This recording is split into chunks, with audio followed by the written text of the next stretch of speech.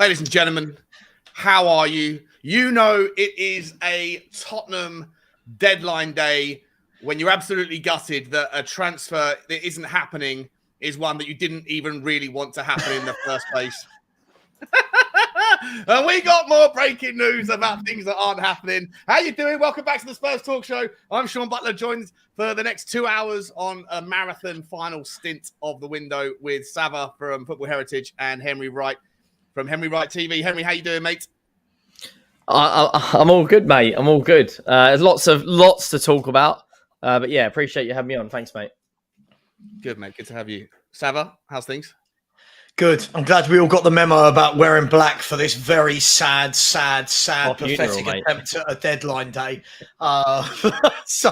Funeral I haven't got a hat on, so apologies for ruining the vibe. That's all right, mate. It's all right. It's all right. Welcome, everybody in the chat. You know the rules.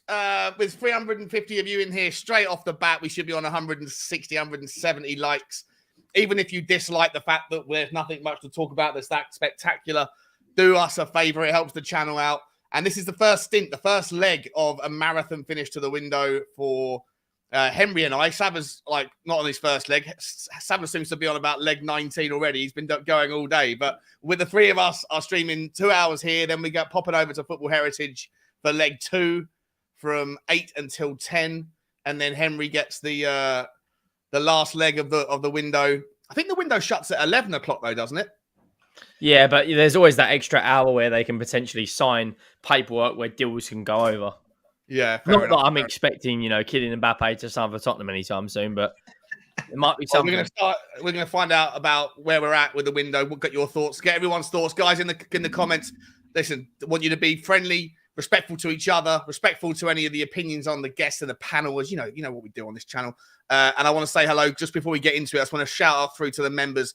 The first one is Jeff Dent, who's become a new member. Welcome, my man. I'm not sure if you're a puppy or a pony, but I really appreciate it. I look forward to meeting you too soon. Blaine Dev, one of the best in the business for his generosity. Big up, Blaine Dev. Hope you're okay, mate. He says, big up to the Spurs fans. We go through this every season and we're still here. Big up, Sean, on the panel. How do you guys do this day in, day out with great content? It's amazing. Appreciate that, mate. Appreciate that. We also got another absolute superstar in Drew Zilla. He's in the house. Big up everyone in the chat. Big up, Blaine Dev. Hope everyone is well. Let's get those likes up right out of the gate. If not out for the window, then at least the effort your boy Butler's been putting in. Appreciate that, mate. We've also got some, I'll say hello to the members quickly. Stratus is here in the house. What's happening, Stratus? Adrian Schroeder's in the house. Good to see you. Hennessy's here as well, as is Dafashur, as is Sander Mellingen.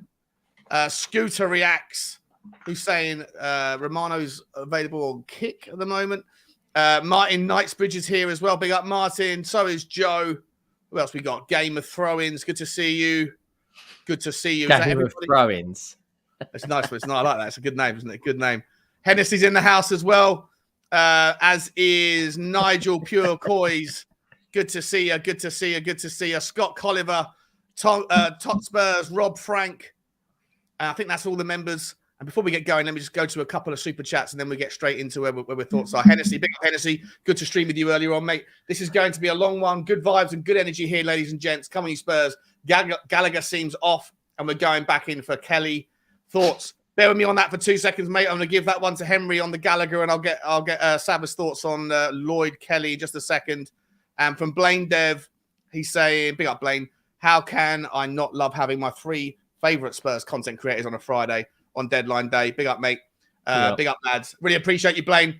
All right, let's get straight into it. The latest news, according to the Daily Mail, is that Conor Gallagher is definitely staying at Chelsea. It is the Daily Mail. It's not from our friend, what's his name? Romano. No, what's his name, Henry? The guy who's could, would, or should. Yeah, Sammy Mockers. It's not from Sammy Mockers. It's from someone else over there. But they're saying that, yeah, Gallagher's off. And to be honest, Gallagher was pretty much the only one of the 3 links that we've got today that I was looking forward to and thinking there was a lot of value and interest in. How do you feel about this one? No Gallagher. We'll start with you, Henry. Well, I've been quite critical on Gallagher. We first spoke about this back on June on my channel. And I've watched quite a lot about what he does. He's played every minute of every game, I believe, in the Premier League for them. He started every game. He was captained them against Wimbledon on Wednesday. it seems a bit bizarre for them to sell him on deadline day. Look, if Højbjerg does go, if the money comes in, I would take that. Are we going to be short? I don't think so, having one game a week. But Gallagher, I don't know. Does he start? Does he start in that 8 role over Basuma at the moment? Probably not. So I guess we just move on. It is what it is. I think we will go back in for him at some stage. I wouldn't be surprised if we go back, or in January or something. Yeah, January. There seems to be something about him that the club Ange likes. He's got energy. He can get up and down. He can play that 8 role pretty well.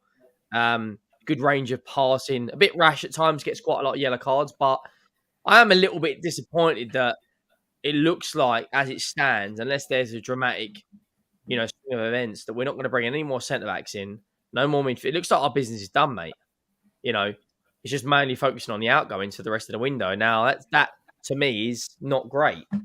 It's a nightmare, isn't it? We just can't get any of these gits out of the club, like stubborn stains on a toilet bowl. Like after you've had a really, really big meal the night before, and it just won't go. No matter how hard you try. I don't know. That's a bit weird. Too graphic. Sam, what's your thoughts on Conor? We'll start with Conor before going on the other way. Conor Gallagher, did you want him? Do you know what I did? Yeah, listen, I think he's the perfect fit for a Postecoglou's system. Whether or not we think he's the most talented footballer in the world, he absolutely fits the high octane, high pressure, pressing, driving forward into the box. He completely fits it. Look, there's many other players you'd probably want before Conor Gallagher, but again, it's about fresh blood. It's about, we do have to get some British players in. That we do need new fresh blood. I don't think Højbjerg suits the system. So I would have, of all the players we were linked with this window, this last week, he is the one that I would have had because he's better than Højbjerg, he's better than Skip, he's better than Lo Celso, and he's better than Ndombele. Because he will give you 100%, he will grab you some goals, and he can play in a number of different positions. So for me, I think it was a no-brainer. Look, this is what happens when you wait until, what are we now, looking at Sky Sports, just under 5 hours in the window. This is what happens. This is what happens when you start trying to offload everyone on the last day of the window. So I'm not surprised it's not going ahead, and it's just completely it's kind of filtered out the day, hasn't it? It's kind of gone from what could have been a really good, exciting day for players coming in to, right, we're getting another winger. So, it is what it is.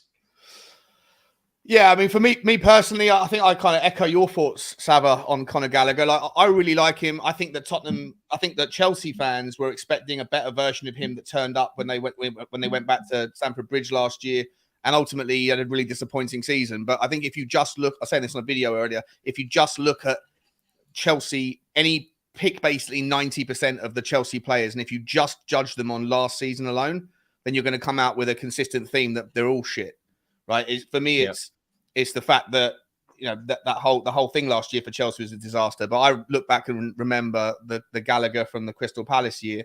And I think he's got a real player in there. And I think you're right, Sabra. I think he does ultimately have all of the kind of whatever it is, the je ne sais quoi to play the Ange system. He is aggressive. He will press all day long, and he's a player. He's definitely a player, and he's versatile. Right? We talk about versatility all the time. We're always looking for versatility in the forward line. We've been talking about trying to find it in the back line. In the midfielder, he could play in the 6, he could play in the 8, or he could maybe even play in the creative role if there was injuries. So for me, I think it made a hell of a lot of sense. And I'm actually really sad that one's fallen apart. Really sad if it has fallen apart. Sean, do you think if we sell, we spoke about this last night, if Højbjerg does go out the window, the same sort of question to you, do we need to bring another body in? I don't think, only if it's going to improve. Ndombele leaving as well, with him going to Galatasaray. Yeah. How's he going to get to Turkey in time for a medical? Their window doesn't shut until the 15th of September. Yeah, neither does Saudi. That's why they're bidding £200 million for Salah.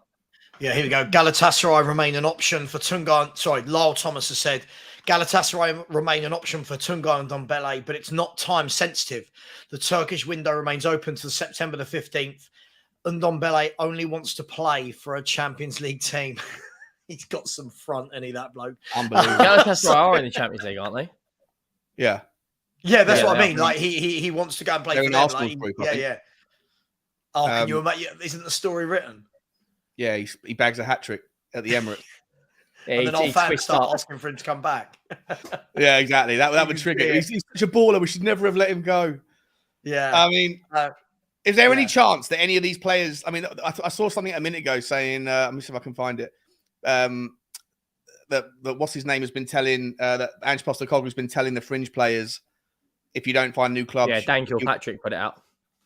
Danny Kilpatrick from the Evening Standard. Do you think that Ange would?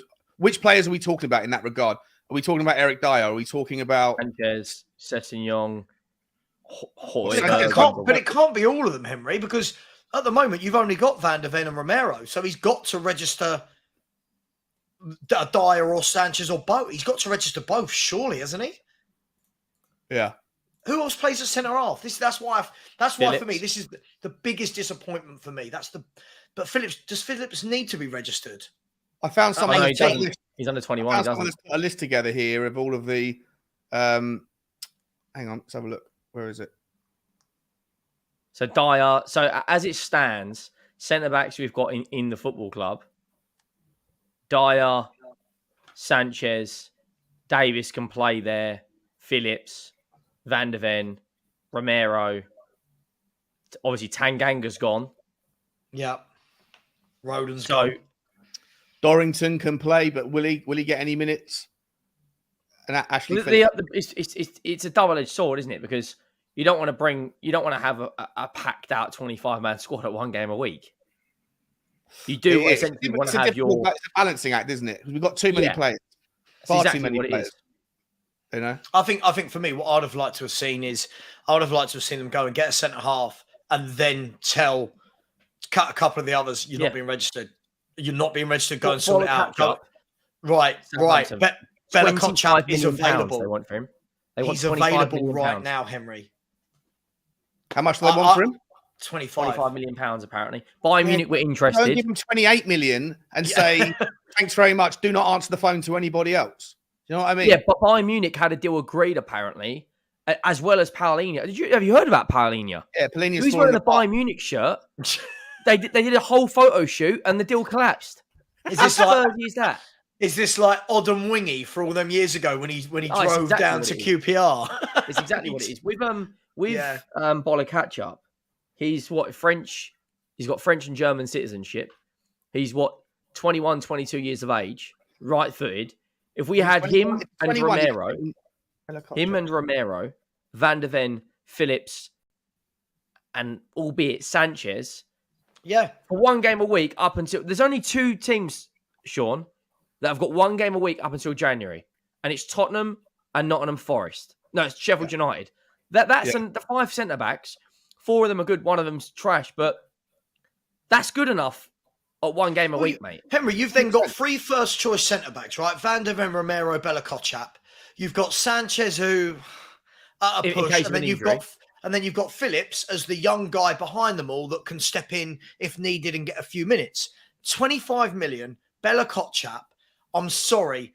This is the sort of moment when I want to see Spurs seize the moment. This is where I want to see us do that. And he's 21 years old. He doesn't even count as a non-homegrown. You can stick him in the under 21s. You don't even have to register him because he's 21 years old until Christmas. There you go.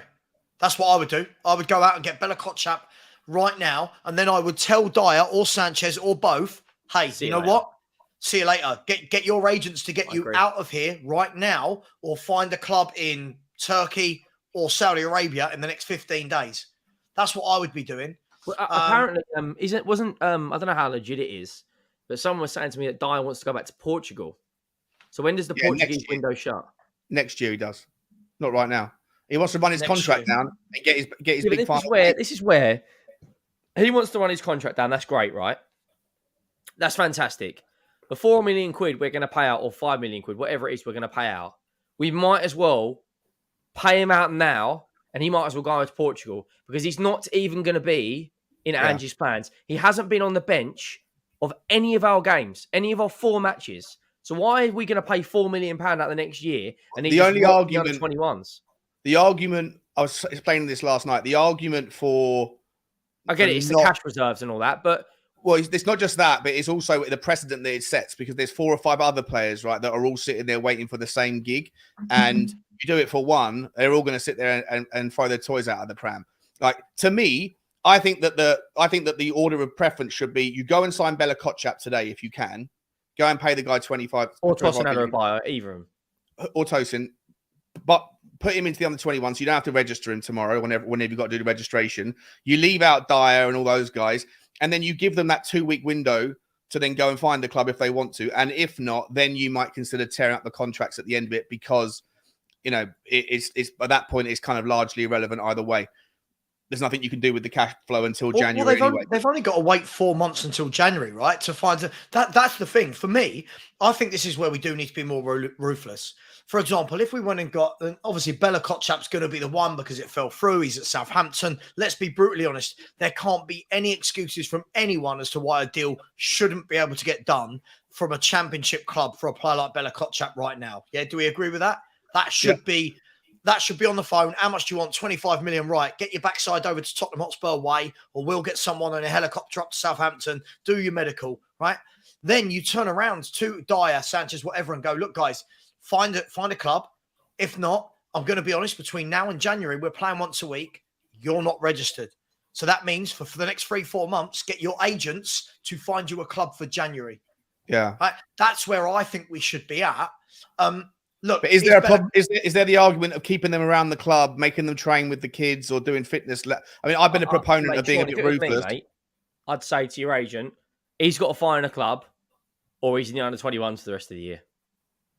Right, but does Eric Dyer, Dave, the Irish Hotspur came at it from a different angle because I was like saying, let the guy run laps, let them all run laps, right? Yeah. Just all day long. Like that's the threat. If you don't sign up for another club, that's what's going to happen. You're just going to sit on that. You're going to run. You're going to do sprints, fitness tests all day, every day, and and that'll be the end of it. But Dave was like, yeah, but there's probably a different take on this. He was saying that Eric Dyer is so influential around the dressing room, around the club. He's been there like a piece of furniture, and his toxicity might infect some of the legacy players that are still around. That's where Andrew's got to control that, though. Yeah. If you're the manager of a dressing room, Man United had it with Pogba and Mourinho, right? It got to the point where it was so divided, where some of the dressing room was on Pogba's side, some of the dressing rooms on Jose's side. If Ange senses some toxic vibes coming out of Ndombele, you iron that out immediately. Address the squad. Say he's not going to be part of us. We've got, I don't know. Let's say we've got Champions League ambitions. Eric Dyer doesn't want to be part of this club due to some altercations. We couldn't find him a club, and you iron it out immediately. If it starts creeping into our games and Dyer somehow gets back into the first team due to injuries or whatever, then it's a slippery slope. Have you seen, by the way, Nottingham Forest have just signed Divock Origi as well. They've got Divock Origi, Callum Hudson-Odoi, Sangare. Sangare is going to absolutely tear the place up, by the way. He's a brilliant player. He'll be there 2 years, 1 year, and he'll be sold on for big money. 60 million quid. They brought in Dominguez as well.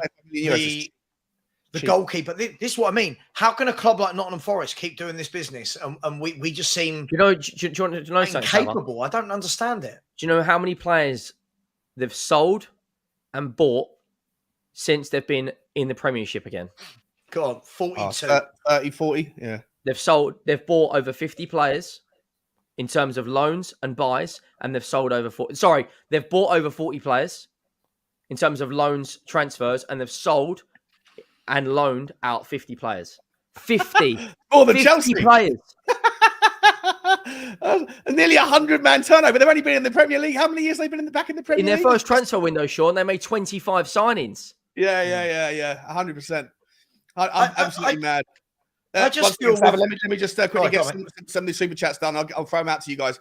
Shout out to Nick Gray, another new member of the channel. Really appreciate you, mate. Very, very generous contribution. I can't wait to meet you. Same goes for Jim Bird. Come on, you Spurs. Appreciate you, Jim. Great to see you, mate. Looking forward to meet you during the week on the fan show if you want to call in. Super chat from William Elofson. Big up, William. saying getting the popcorn in advance for the heated Sean and Sabah debate. I mean, look, I haven't started drinking yet today, so it might happen. It probably won't happen until maybe Sabah's show, or probably more likely on Henry's show. I just don't think there's enough going on for us to have a heated debate about at the moment. It's it's all a bit. Up.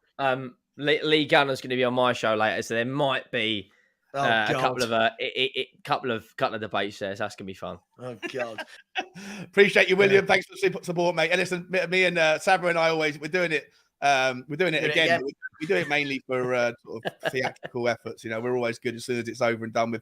Daniel Montanda, big up, Daniel. Good to see you, mate. Really appreciate that. It's really generous of you. Big up, you three. I hope you guys sign Bella Kotchap. He's good.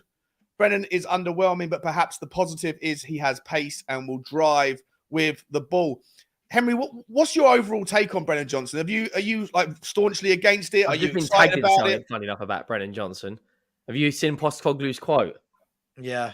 No. About how he wanted to sign him for a long time.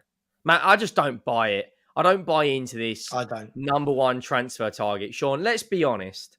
Let's think logically about this.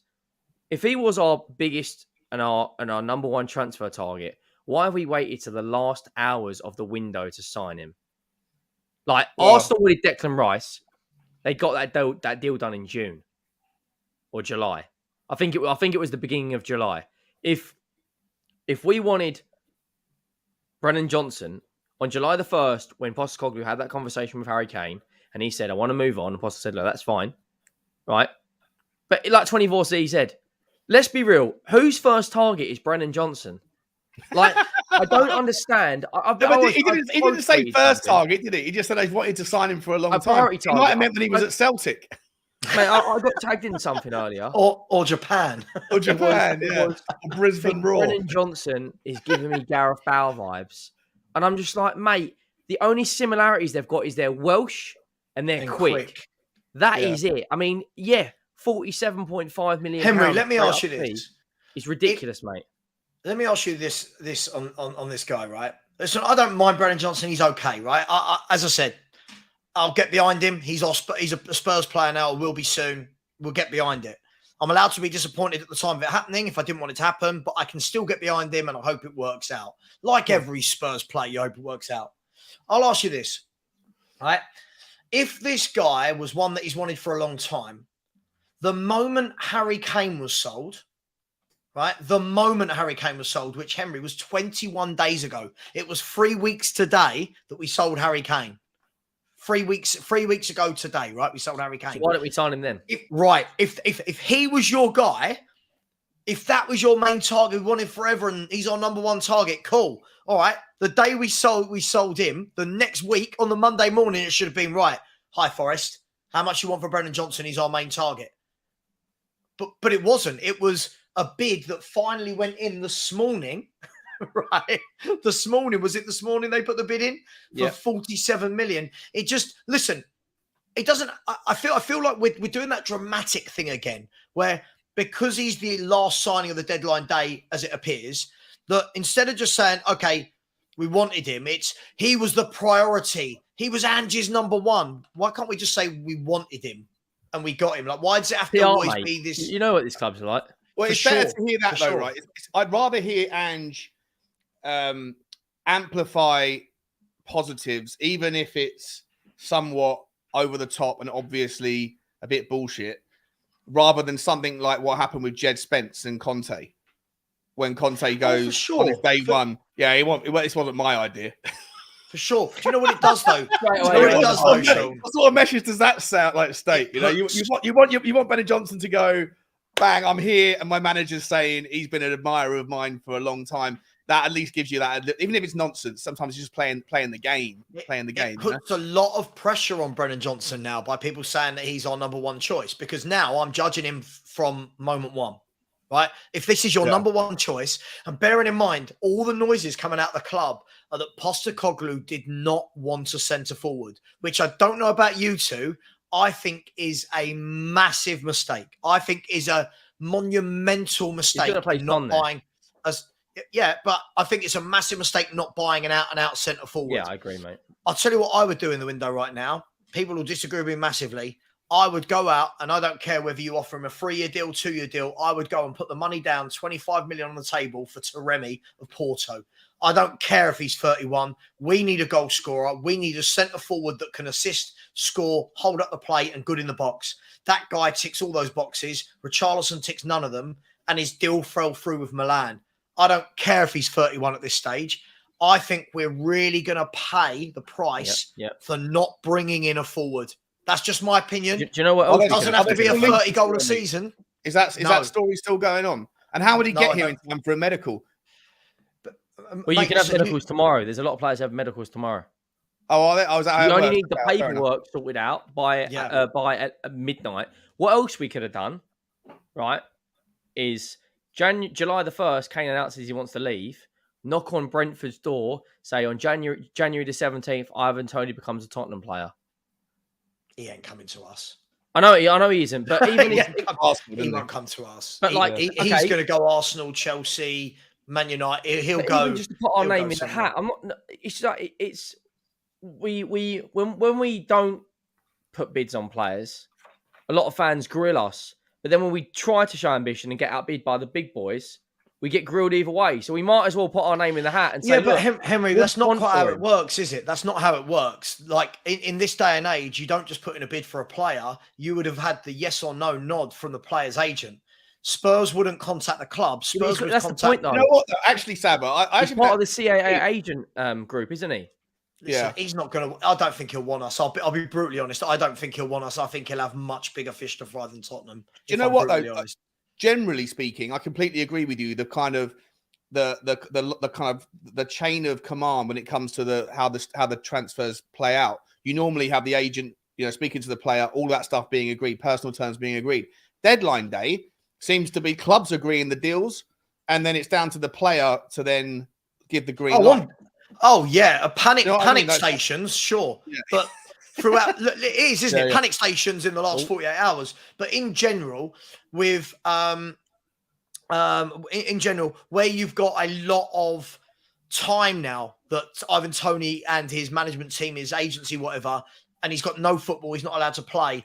I've got a feeling a lot of different clubs would have been already speaking to his agent about. Yeah, he's destined to go. Listen, Arsenal, what's the plans? What's the plans in January? Is Ivan going to stay loyal and want to stay with Brentford? Do they want to let him go? Then Brentford have to let him go for a start. But listen, I just think there's so many young players forwards. I'd rather go and get Santiago Jimenez than Ivan Toney. Love that guy. Love him. Have you guys seen Bournemouth for getting Patson Daka? Yeah. They bought Patson Daka and Sinistera today, haven't they, Bournemouth? Sinistera is a baller. I think he's going to have a great career. Patson Daka, how old is Daka now? He's quite old, isn't he? I'll have a look. Is he that old? He was in his 30s. I thought he was older than that. Seemed like he was younger. Hang on. Patson Daka is 24. He's 24. Oh, really? He's 24, yeah. I feel like I've been talking about him for... Have you seen the Daily Mail now linking us with Trevor Chalobah? Yeah, you mentioned that. Don't give credit to the Daily Mail for that, Henry. Saba said that. Yeah, Saba referred it in between the lines. I made up that rumour 2 hours ago. The Daily Saba. I love it. Isn't it mad that Bayern Munich were meant to be buying Chalobah and Paulinho, and then just like that, the kind of deadline went. What happened? Let me just tweeted, by the way. Who has? Dave Heitner. He said Spurs hoped to move Højbjerg, but he turned down the chance to go to Fulham. And as the hours ticked down the deadline, he was expected to stay put. Eric Dyer is staying as well. Kostkoglu has frozen out. Dyer, Spurs' difficulty in shifting Højbjerg has made it hard for them to take on Conor Gallagher. As it stands, Conor Gallagher will stay at Chelsea. Right. So once again, I think a lot of people, listen, I've been looking on Twitter all day long. In fact, let me press pause for a second. Let me catch up with the super chats and I'll come back to this topic right now. Paul Davies saying, what a completely underwhelming window. 100%, man. I think that's the general consensus. Big up to you, Paul. I really appreciate the super chat. We got another new member in a coma. I think we're all in a coma after this particular transfer window. Appreciate you, my man. And also another new member, Berbatov's halftime smoke. Where do you come up with these names? I absolutely adore it. Big up to you, mate. Really appreciate the support. We got Daniel Horton in the house saying, big up, guys, from Fairbanks in Alaska.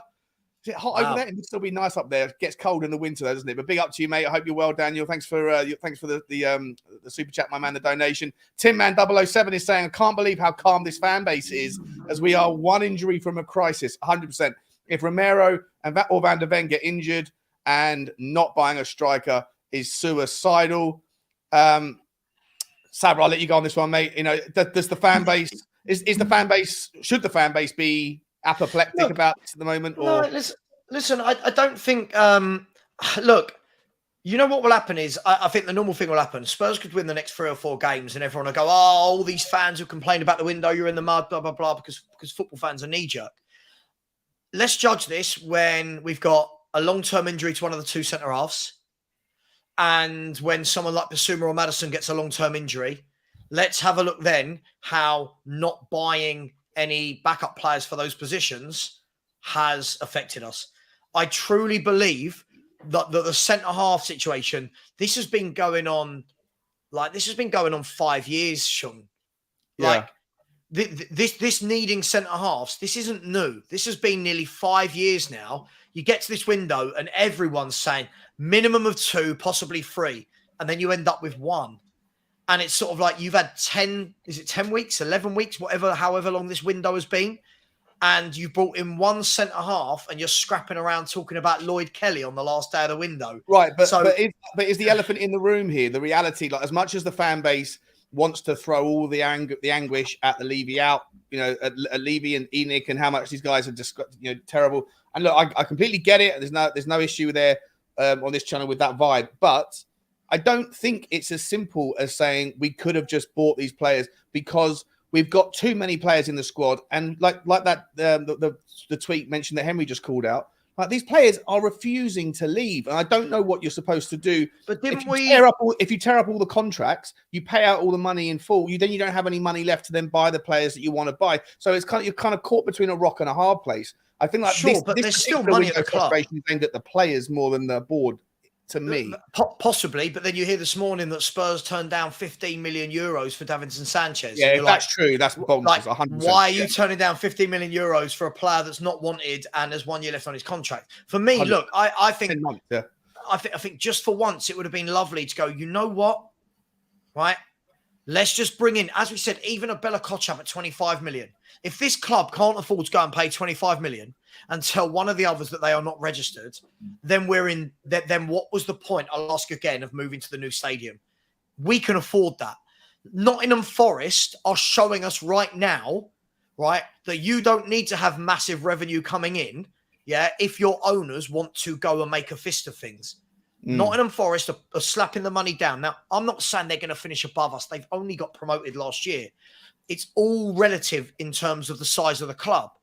But we could have gone and got a centre-half 3 months ago, 2 months ago, 1 month ago, alongside Van der Ven. And what that would have done is that would have made Sanchez or Dyer, right, go, I'm really not wanted. Like, I'm really not wanted here. There's 4 centre-halves in front of me. I'm not wanted. Then you've got the decision of saying to them a month ago, you're not wanted, right?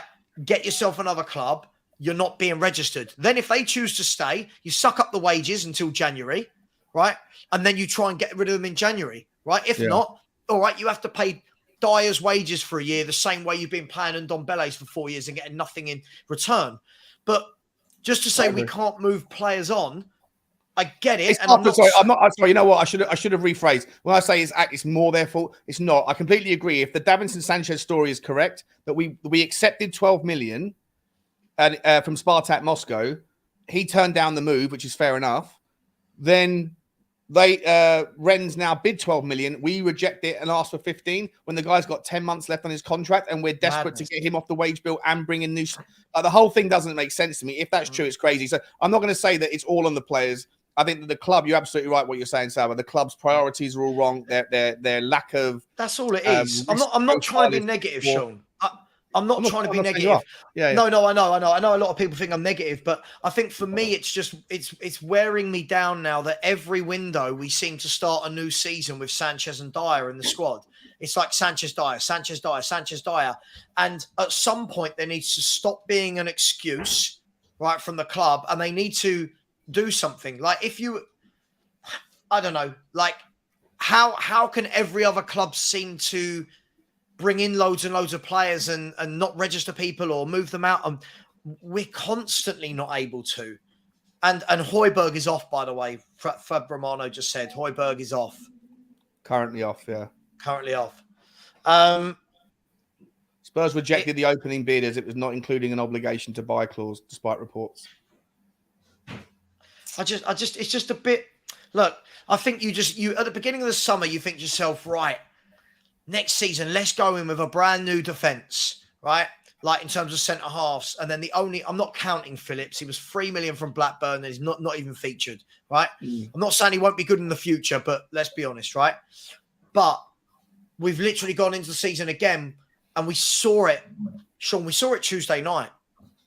Romero comes out for the game. You saw it. You saw what happens to our back four when one of the centre halves comes out. I feel like the problem with, I think that the Tuesday night escapade, I think people are guilty of throwing the baby out with the bathwater a little bit because it was a massive issue. I got a problem with Ange's decision to trade out 9 players, but I don't think that's ever going to be replicated again this season unless you have a catastrophic injury crisis at some point. I feel like if you had 9 of the first team or 8 of the first team still in, and then you just swapped out Udogie for Davies or Sanchez for Romero, but everybody else was there, I think that Tottenham would have been fine and played Ange ball. The fact that we went complete flipped it, and I think that keep the same spine, mate. Just keep the same spine. Keep the spine. If you go into a cup game, have 2 of your back 4 in there, ideally the centre backs, have one of Bissouma or Sarr, Maddison, Son, and you can get away with changing the fullbacks. You can get away with changing the wingers, but you can't get away with changing centre backs and midfielders. It baffles me, mate. Ange, throughout his 2-year reign at Celtic, where he won 5 trophies or whatever it is, he only ever maximum amount of changes he made was 4. And domestic success at Celtic is the high. Like, if you don't win a trophy, you're out. At Tottenham, it's a bit more like if you don't get top 4, you're out. I get it. Doesn't make sense. Do you believe so? Like, because I hear what you're saying around like the Brennan Johnson with him saying, "Oh, I've been watching him for years." You're calling bullshit on that statement 100%. from Ange. Are we also calling bullshit, or are you also calling bullshit on the justification or his defense? He's a little bit defensive on this idea of why he pivoted and went nine changes. Like, what are we intimating here? Are we inferring a little bit that Ange is a bit of a bullshit artist? My what's going on? What's going on there? I'm not sure. My opinion is, I think Ange is stubborn. He's been around, been in the game a long, long time. He knows what works. He knows what doesn't. He's won 13 or 14 trophies throughout his time as a manager. So he knows how to get the job done. So my question would be, why didn't you play a strong team then? And then come out and say, like, when things don't go right in your life, you come out and you hold your hands up and say, do you know what? I got that wrong. That's on me. But he automatically deflected onto the players saying, well, how am I gonna watch them play? Now, we don't watch Harry Maguire play every single day on the training ground. But we all know he would not suit Tottenham's system. We all know he wouldn't. One ball over the top and it'd be curtains every single time. However, you know what Harry Maguire's strengths are and you play to them. He'd be perfect in a low block system. If you're watching Davinson Sanchez, you're watching Dyer, you're watching all of our so-called fringe players on a daily basis, you can see what they're like in training, if they're going to be good or they're not going to be good. So make 9 changes in a cup game is criminal, mate. I said it on my video. That's strike 1. That for me is strike 1. Strike 1 already. Game day 4. I'm sorry. We haven't won a trophy. I don't think it's strike 1 for me.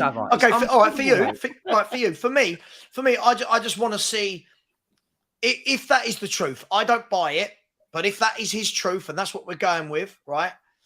That's cool. But then let's never see that again. What we can't have is when we then have a 3rd round FA Cup tie. He'll do it again. We can't then see that team again and then have the excuse, I needed to see this 11 together. We've seen it. It don't work. We all knew it. I think that we've seen it year in, year out, right? Haven't we, guys? We know it doesn't work. He's saying he needed to see it. I fail to believe that from the fact that these guys train together every day. But look, it is what it is. Also, the whole story doesn't really add up. What are you going to gain out of seeing all of these 11 players playing with the other players that they're not going to play with? Right. Do it in a league match. You know what I mean? Do it in a league match. No, but either way, you're not like what benefit have you got to test Lo Celso out in a system if you have Skippy next to him and Højbjerg? Because in reality, you're supposed to be seeing what Lo Celso can do when he's got the best players around him. You should be seeing what Ben Davies can do when Doggy's not there. But if you're going to trial a system, right? There's no value in seeing 9 reserves play with other reserves. You pick and choose your games. Madison, put Lo Celso in. You pick and choose your games when you're going to trial something. Guardiola would not flip the entire game on its head in a Champions League quarter-final, would he? He might do it against Luton, against Sheffield United, against Middlesbrough, against whatever team may be. It's going to be a team where he knows they're going to win the game.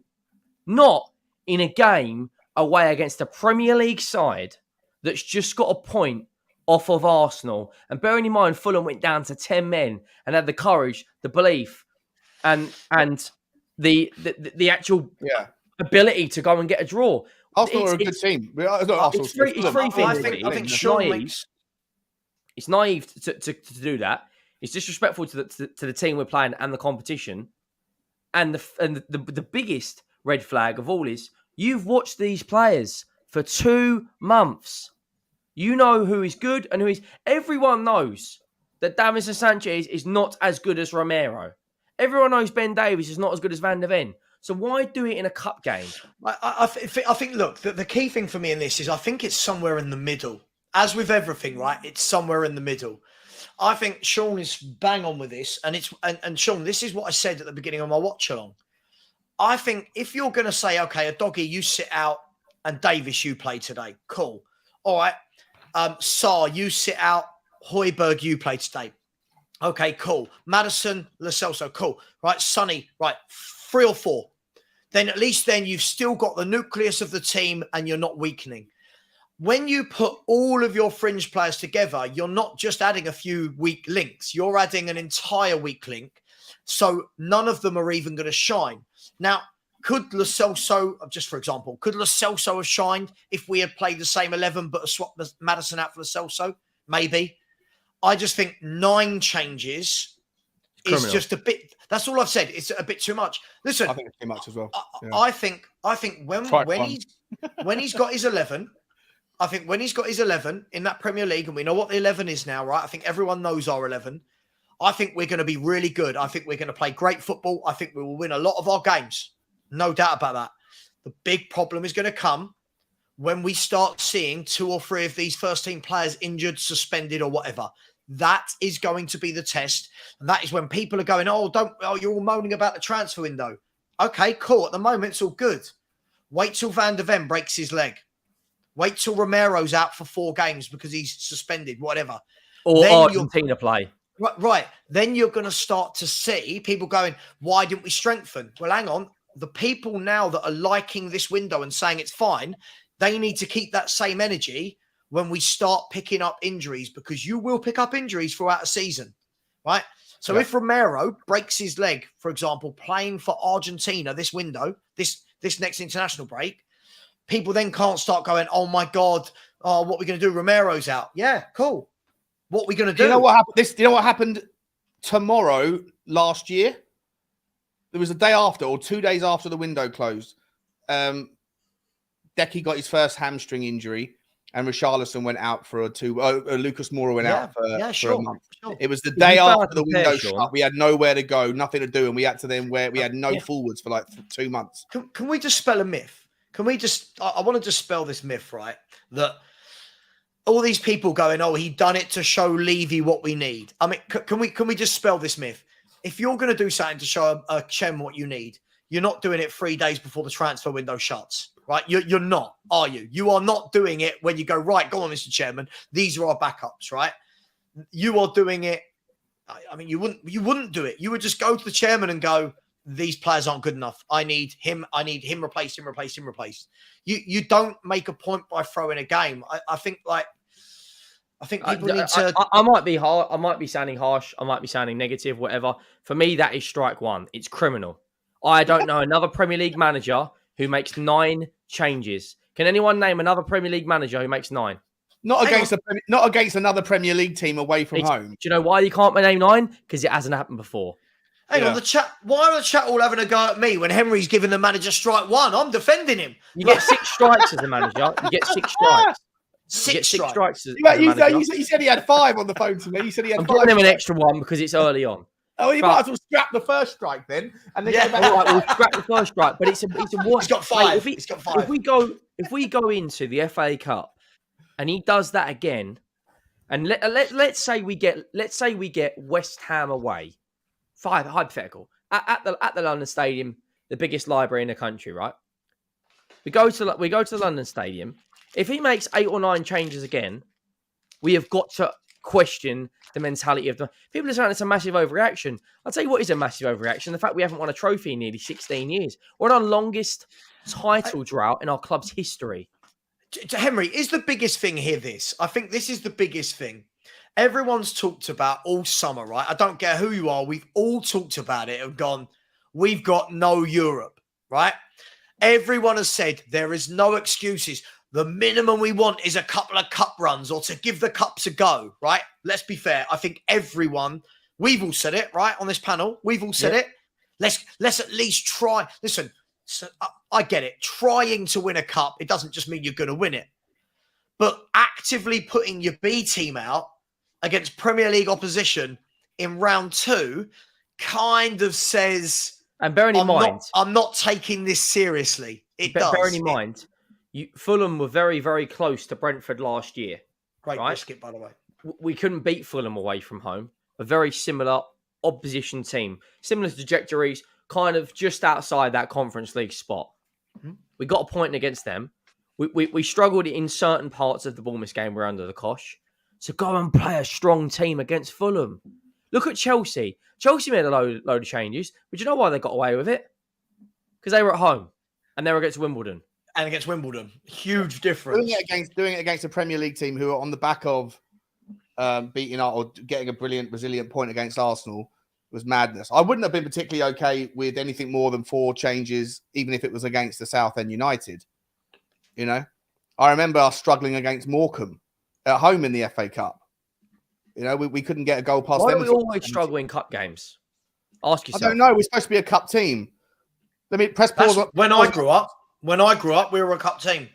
When I grew up, guys, let me get a couple of exciting. Loves Music is saying Jamie Vardy on a 2-year deal, guaranteed goals, and Maddison link up. Would you take it? No, I wouldn't. How old is he now? I'd take him till the end of the season over Richarlison for He's sure. 35. Don't care. I'll take him. He's still got legs. Was he playing 90 minutes last season? He scored the other night. He played in the cup the other night and scored. You know in that cup we got knocked out of? He scored in that. I don't know, John, about that one, mate. Loves Music. I'm not sure, buddy. It's not the first time I've seen someone mention Vardy today, though, as an option. Angie's saying, Jake is saying, big up Jake from Australia. Ange didn't want a striker, but his first signing for Celtic was a striker. He's not buying it. Yeah, a lot of people are starting to call a little bit of bullshit here on. John, what do you think? If you're PR, Tottenham, mate, you're Tottenham, and we've just sold the greatest player we've had in the Premier League other than Gareth Bale, our top goal scorer in our club's history. Yeah. Logically, you'd think, how are we going to replace 30 goals? We might get goals from there. We might get goals from there. But let me ask you something now. What is Tottenham's vocal point? Who's our vocal point? Who's going to step up in the big games and drag us through like Kane used to? Maddison. When Henry says this, it's either going to be Maddison or it's going to be a resurgence from Sonny. But you know what? This season thus far, who's going to speak and say, "I'll do it. I'll score the goal"? Yeah. And you know what's even more interesting with Brennan Johnson? Like I say, I'm open-minded to Brennan Johnson. I've softened my stance on him. I've been convinced by some very convincing Nottingham Forest fans who know him and have seen him. They say that he's got much more than meets the eye. So why are people laughing about us at the vocal point? Because it's focal. Focal I'm point, saying vocal as in speaking, as in I'm going to speak up, I'm scoring a goal. That's what I'm saying. I sort of hesitated on your answer because I didn't know what you were saying because I thought that the words focal point. I knew what he meant. It's just do funny. I challenge him on it or do I just let him run? No, I mean as in with a V, as in I'm speaking up, not as in with an F. Yeah, who's the vocal? Who's the vocal? Who's the guy who's the leader? Who's going to speak up and say, "I'll drag us through"? It's going to be James Maddison, isn't it? It's got to be Son. Son's the captain now. Yeah. It's got to be Son. Yeah, and Sonny's performances have been okay this year, but they haven't been anything to write home about. And if he gets injured, if Son gets injured, you know what I find really strange? I was listening to Ben and Sim on We Are Tottenham TV earlier. I think they made a really good point about what was the purpose of signing Solomon if we've already deemed him to be third choice on the left and third choice on the right. Brennan Johnson. Bang on, mate. Is it just because he's a free transfer? And therefore, there's a bit of sell-on value next summer. We'll get 10 million for him, and so it was just a bit of clever business. Or is it maybe because we didn't expect Perisic to still be at the club, but actually he's adapted to the new system better than we would have thought? Yeah, Perisic is probably the best crosser at the football club. But doesn't this go back to our earlier point? He's never in the right place at the right time. But doesn't this go back to your earlier point when we were talking about everyone saying, "Oh, this was his number one target, and this was the first player that Ange wanted." But then you've got to ask that then in between him coming to the club, he signed two wingers in front of signing Brennan Johnson, who's his number one target. Surely something there we've got to go. As well. Hang on. Surely something doesn't add up there that you've gone. Where has he said he was his number one target? I don't know where people are saying that. Loads of the reporters are saying loads of journalists come out today. Loads of journalists. I think Ali Gold said he was the number one priority target. Michael Bridge of Sky Sports said it. He said it as well. I WhatsApped him and told him he was the whole window or of just this last final no, for that position, he's the number one priority target for that position. Not as in for the whole window. Can I just say a player that would have cooked in this system was Dan Juma. He would have been brilliant for Postecoglou. Pace. Get him in. Pace. Okay finisher. He's been Everton's best player this season. Admittedly, they are like down in the absolute scrubs. But Dan Juma would have been I would rather of us kept Dan Juma on a permanent, sign him for 20 million quid and put 30 million quid on Bola catch-up, then brought in Brennan Johnson. Dan Juma for me, I don't know. Mate, he never got a chance. He was a steady Eddie. He did okay in games and things, but he never really. He scored the same amount of Premier League goals as Richarlison, and one stayed and one left. Yeah, but again, that's a really low bar to be comparing. But the guy played 90 minutes, not even once. Yeah, and he popped in with a couple of goals, didn't he? One in the cup. He scored the same amount of goals as Richarlison. I'm really interested to see now that Brennan Johnson's coming in. I know it's still not been announced. Apparently, it's going to be announced at 8:30. Oh, brilliant for my slot. You get so lucky with going live just as Here We Go's come in. It's insane. I had it earlier. It's insane. I had it earlier. I went live at 2 and we got the Here We Go on Brennan Johnson then. And I started my show by going, "Way!" Like, everyone was like, "Be more happy." Look, I'm really interested to see what we do with the wingers now. How are we going to line up? You've got Kulu and Brennan Johnson that are both right-sided. Sonny's got the left side. Does Sonny go into the middle and Kulu or Brennan come to the left, or one of them? I think it depends on the game, mate, to be honest. I think that you could, like, Brennan Johnson, in games when you're playing against top 6 or 7 teams where they're more willing to push up and Tottenham can break on the transition. How many times have we already seen it against Brentford and against United? Less so against Bournemouth. But when we had the chance to break down the right and it fell to Decky's feet, he just hasn't got the legs to outpace any of the faster, like Rico Henry could always get back. Let me put a scenario out there to you. Back. What's that, mate? Let me put a scenario out there to you. Yeah, go on. Could you play Kulusevski this is a hypothetical in some games. Let's say we're playing Luton. Could you play a system where you've got Bissouma as a lone 6 and then you've got 2 10s? One of them is Kulu, one of them is Maddison. You put Johnson through the middle, Solomon on the, or you put Son through the middle, Johnson on the right, Solomon or Perisic on the left. In certain games, could Kulu come into the middle? Because I think Kulu would be better coming through the middle. He's got better feet. more technical.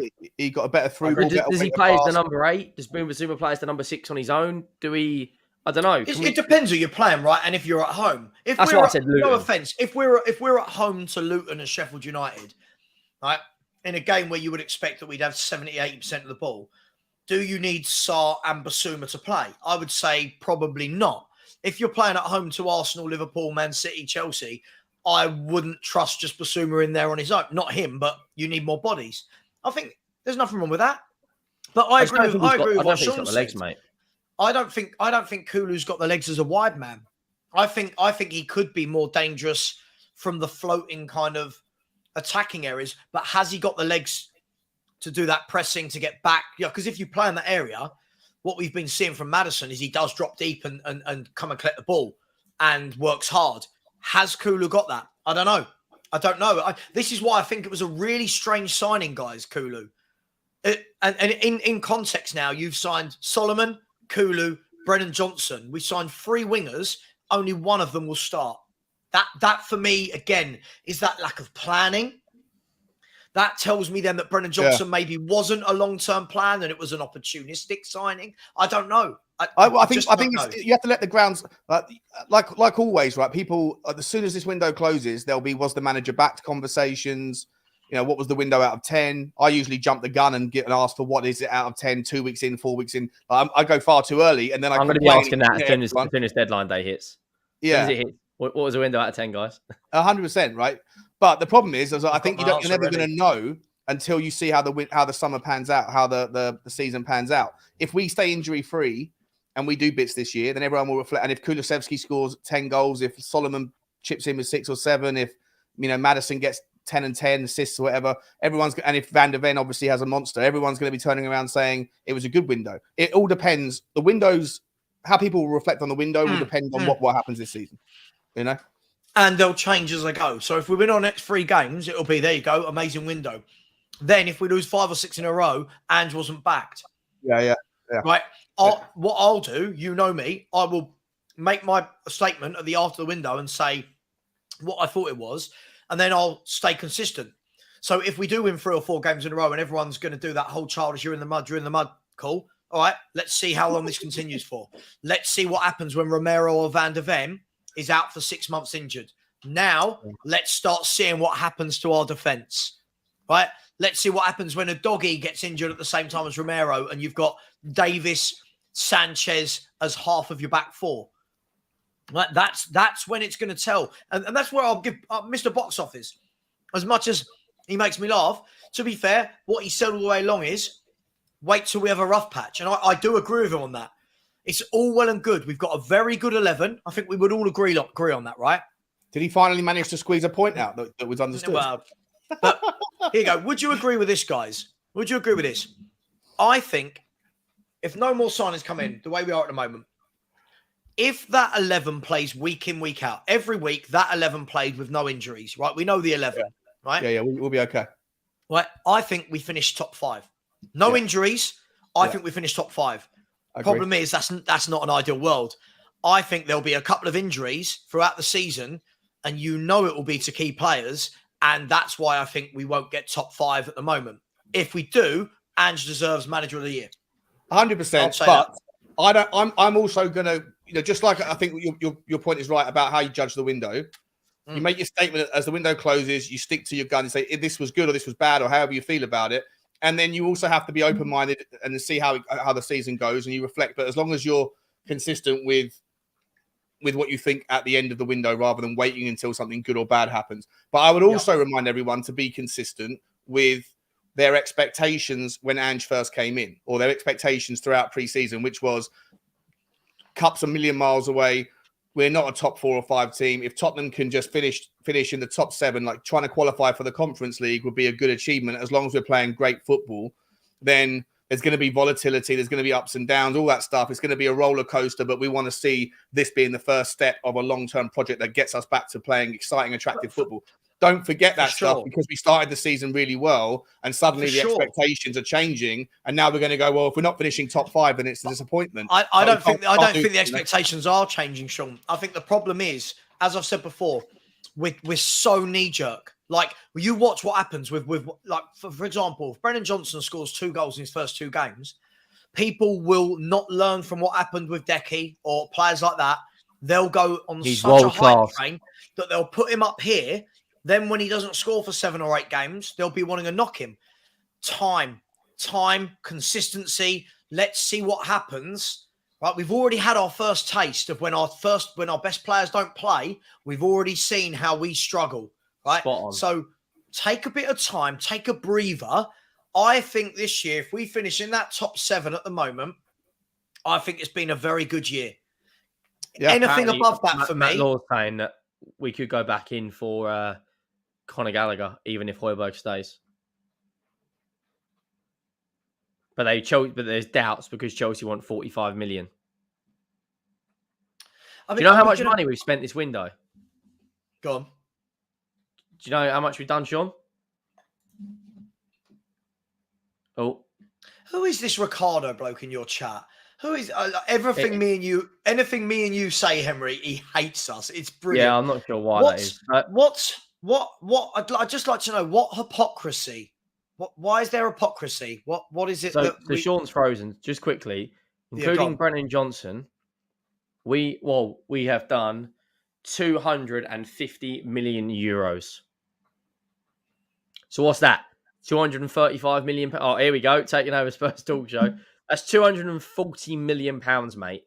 On 1, 2, 3, 4, 5, 6, 7, 8. 8 signings. 240 million pounds. 240. Now take away. Hang on. Are we adding in? You could take away. If you took away Porro and Kulu, it'd be 180 million pounds. Still a lot of money. Yes, it is, and still not addressed what we need. I think that's like we're looking for a striker. Yet we've already signed Valise, who still doesn't have his work permit. He's still not in the squad. I'd ask you this, Henry. For a club that is going to have spent over £200 million, it depends. Look, if we want to put the Porro and Kulu, and bearing in mind, all that money doesn't go out the bank in one window, but you know what it is, right? But I'd still look and go, have we strengthened up front and have we strengthened at the back? And that fundamentally is what it comes down to. Everyone knew we needed 2 centre-halves at least. Everyone knew we needed a forward because Kane went.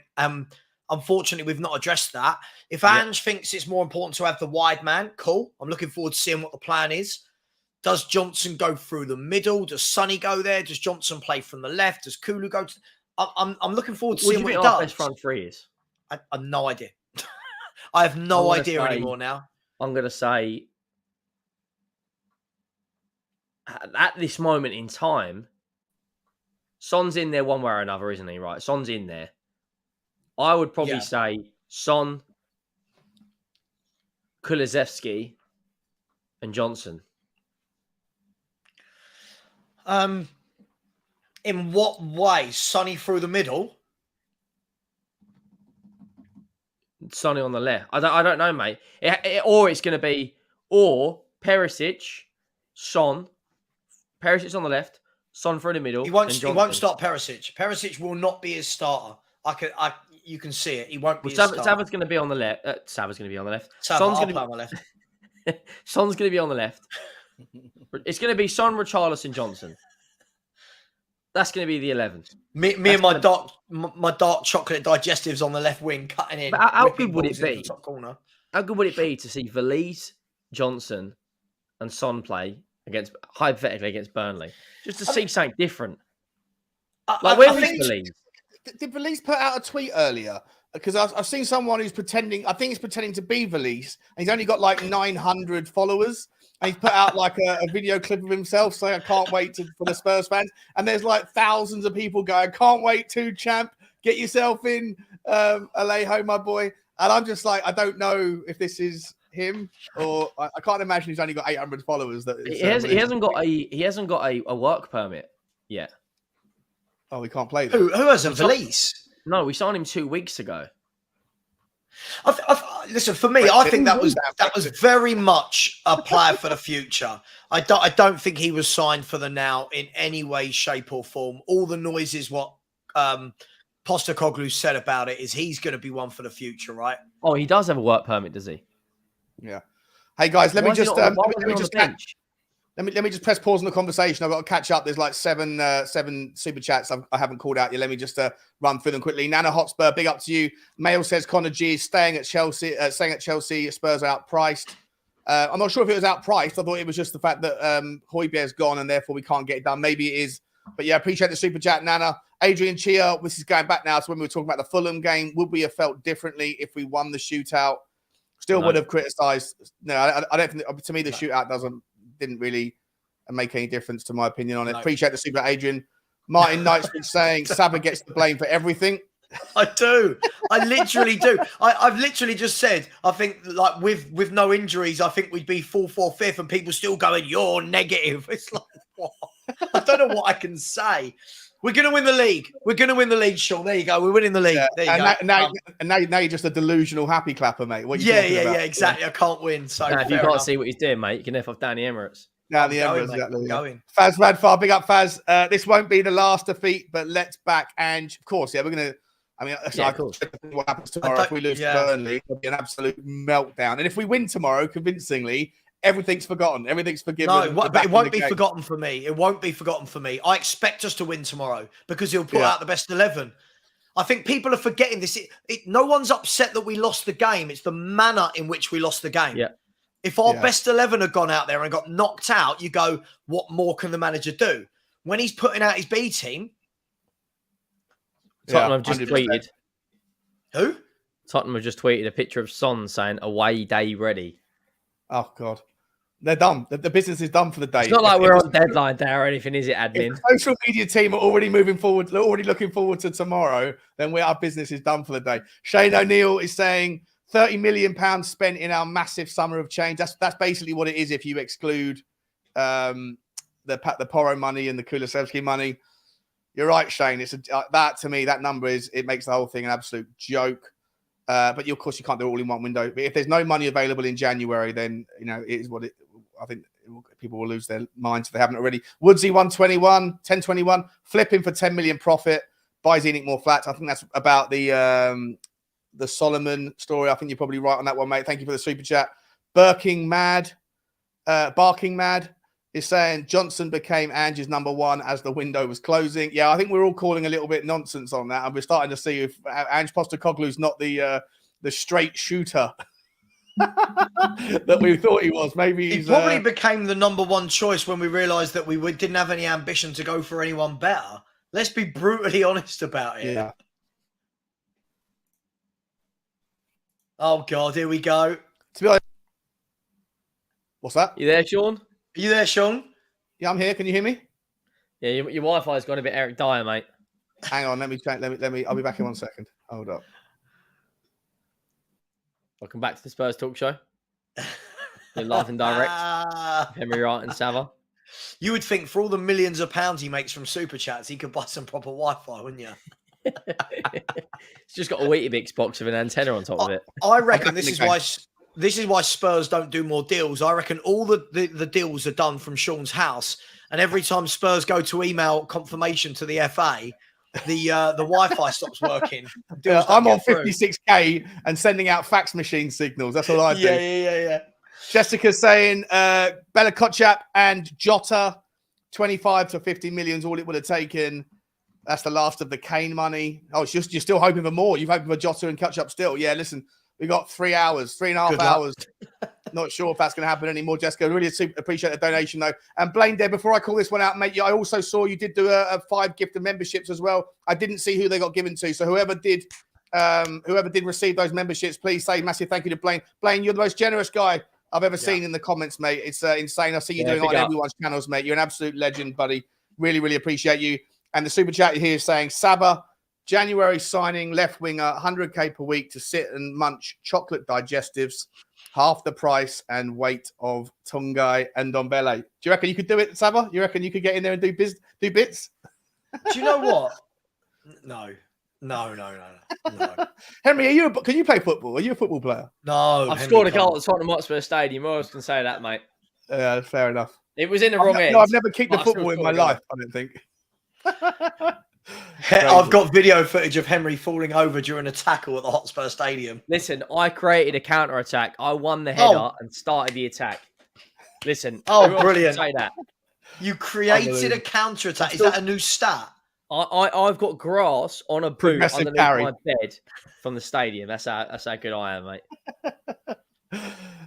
Listen, I want to say massive thank you to everyone who's put the super chats in. I'm going to try because they're coming in all the time. But yeah, there's so much to talk about still. Thank you so much, guys. Keep smashing the like button as well. I don't know what we're at, but there's been 1,300 people in here the whole show, so we should be on about 500-600. Go to the comment above that. Go to the comment above that, Sean, that where you are. 490 likes. Henry scored more goals at White Hart Lane than Richarlison.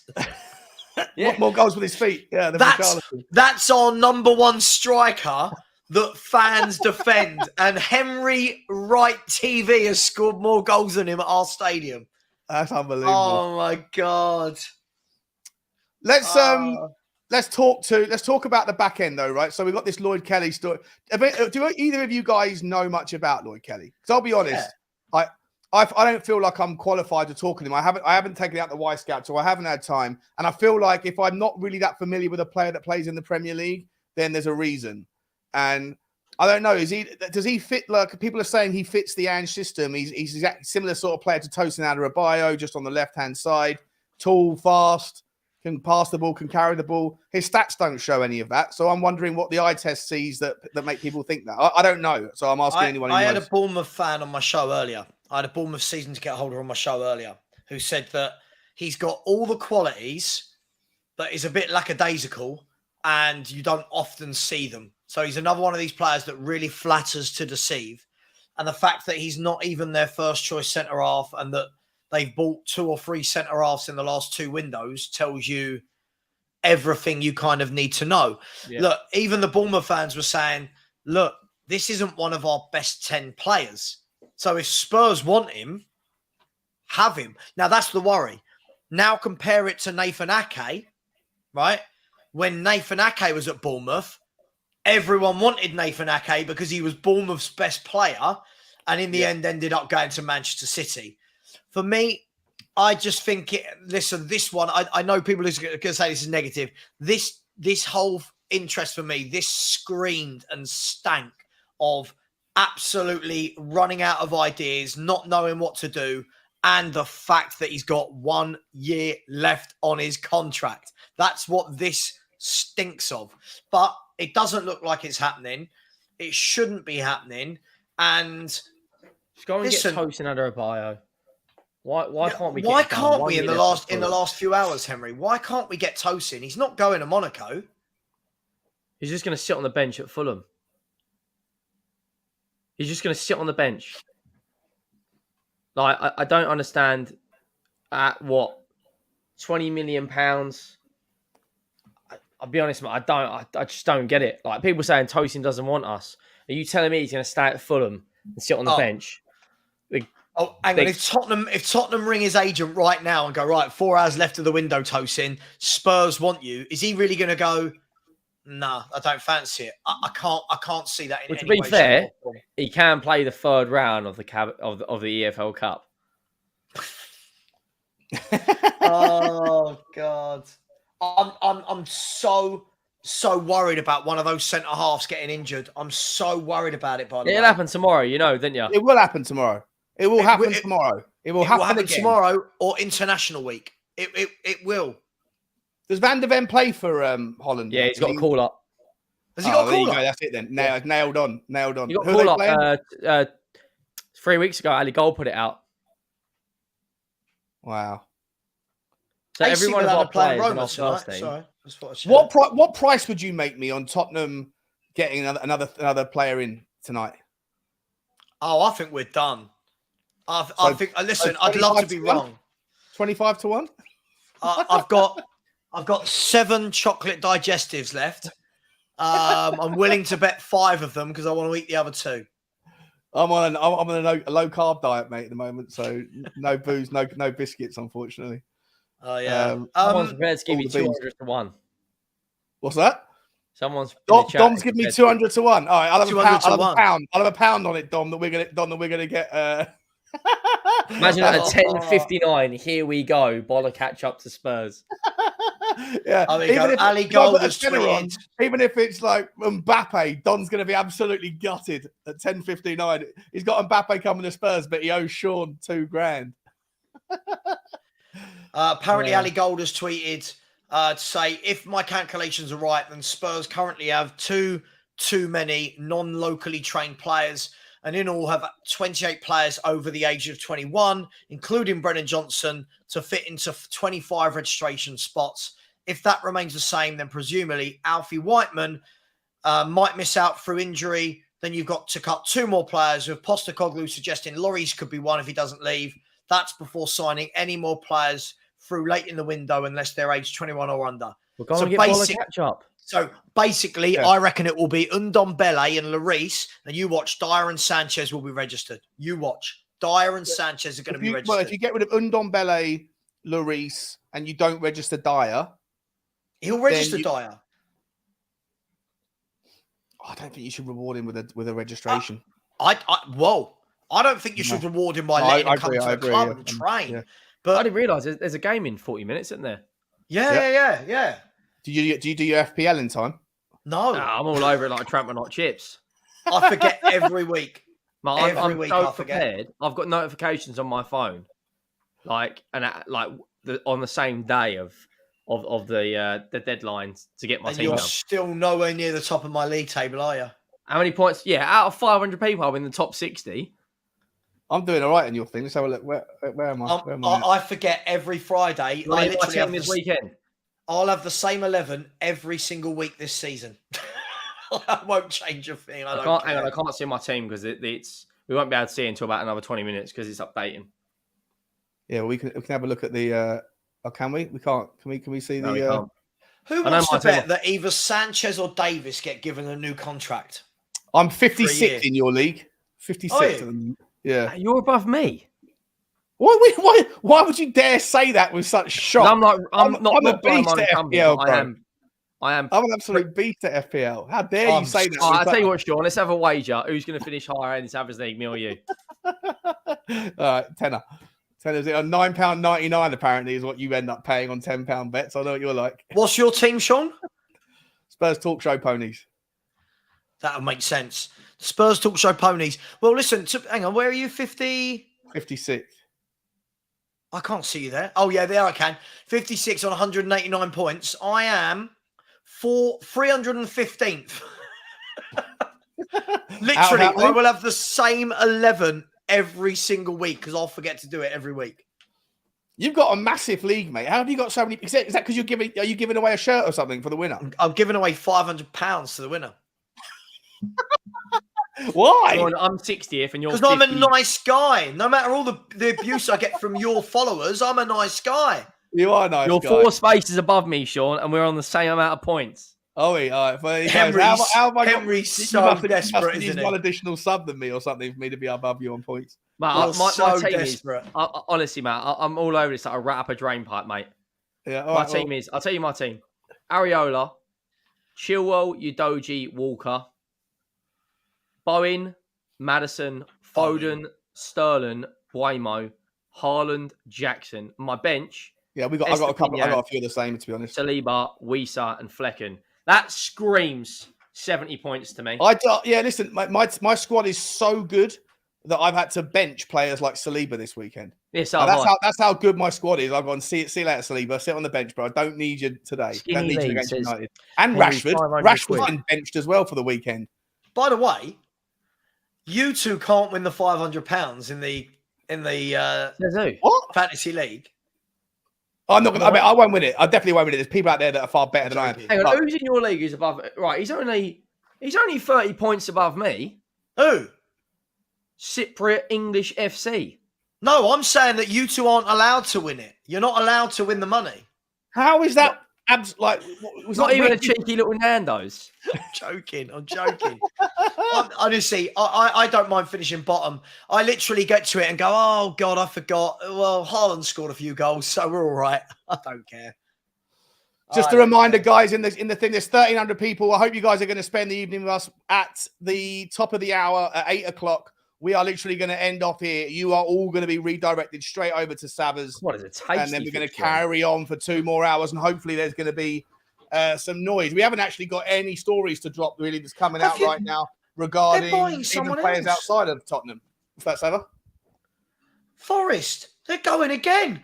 These boys are they're doing it again. Look what Romano's just tweeted. Like, they don't care. They're just buying players. Who's that? This isn't it? He plays for Ireland, doesn't he? Yeah. Who's he play for?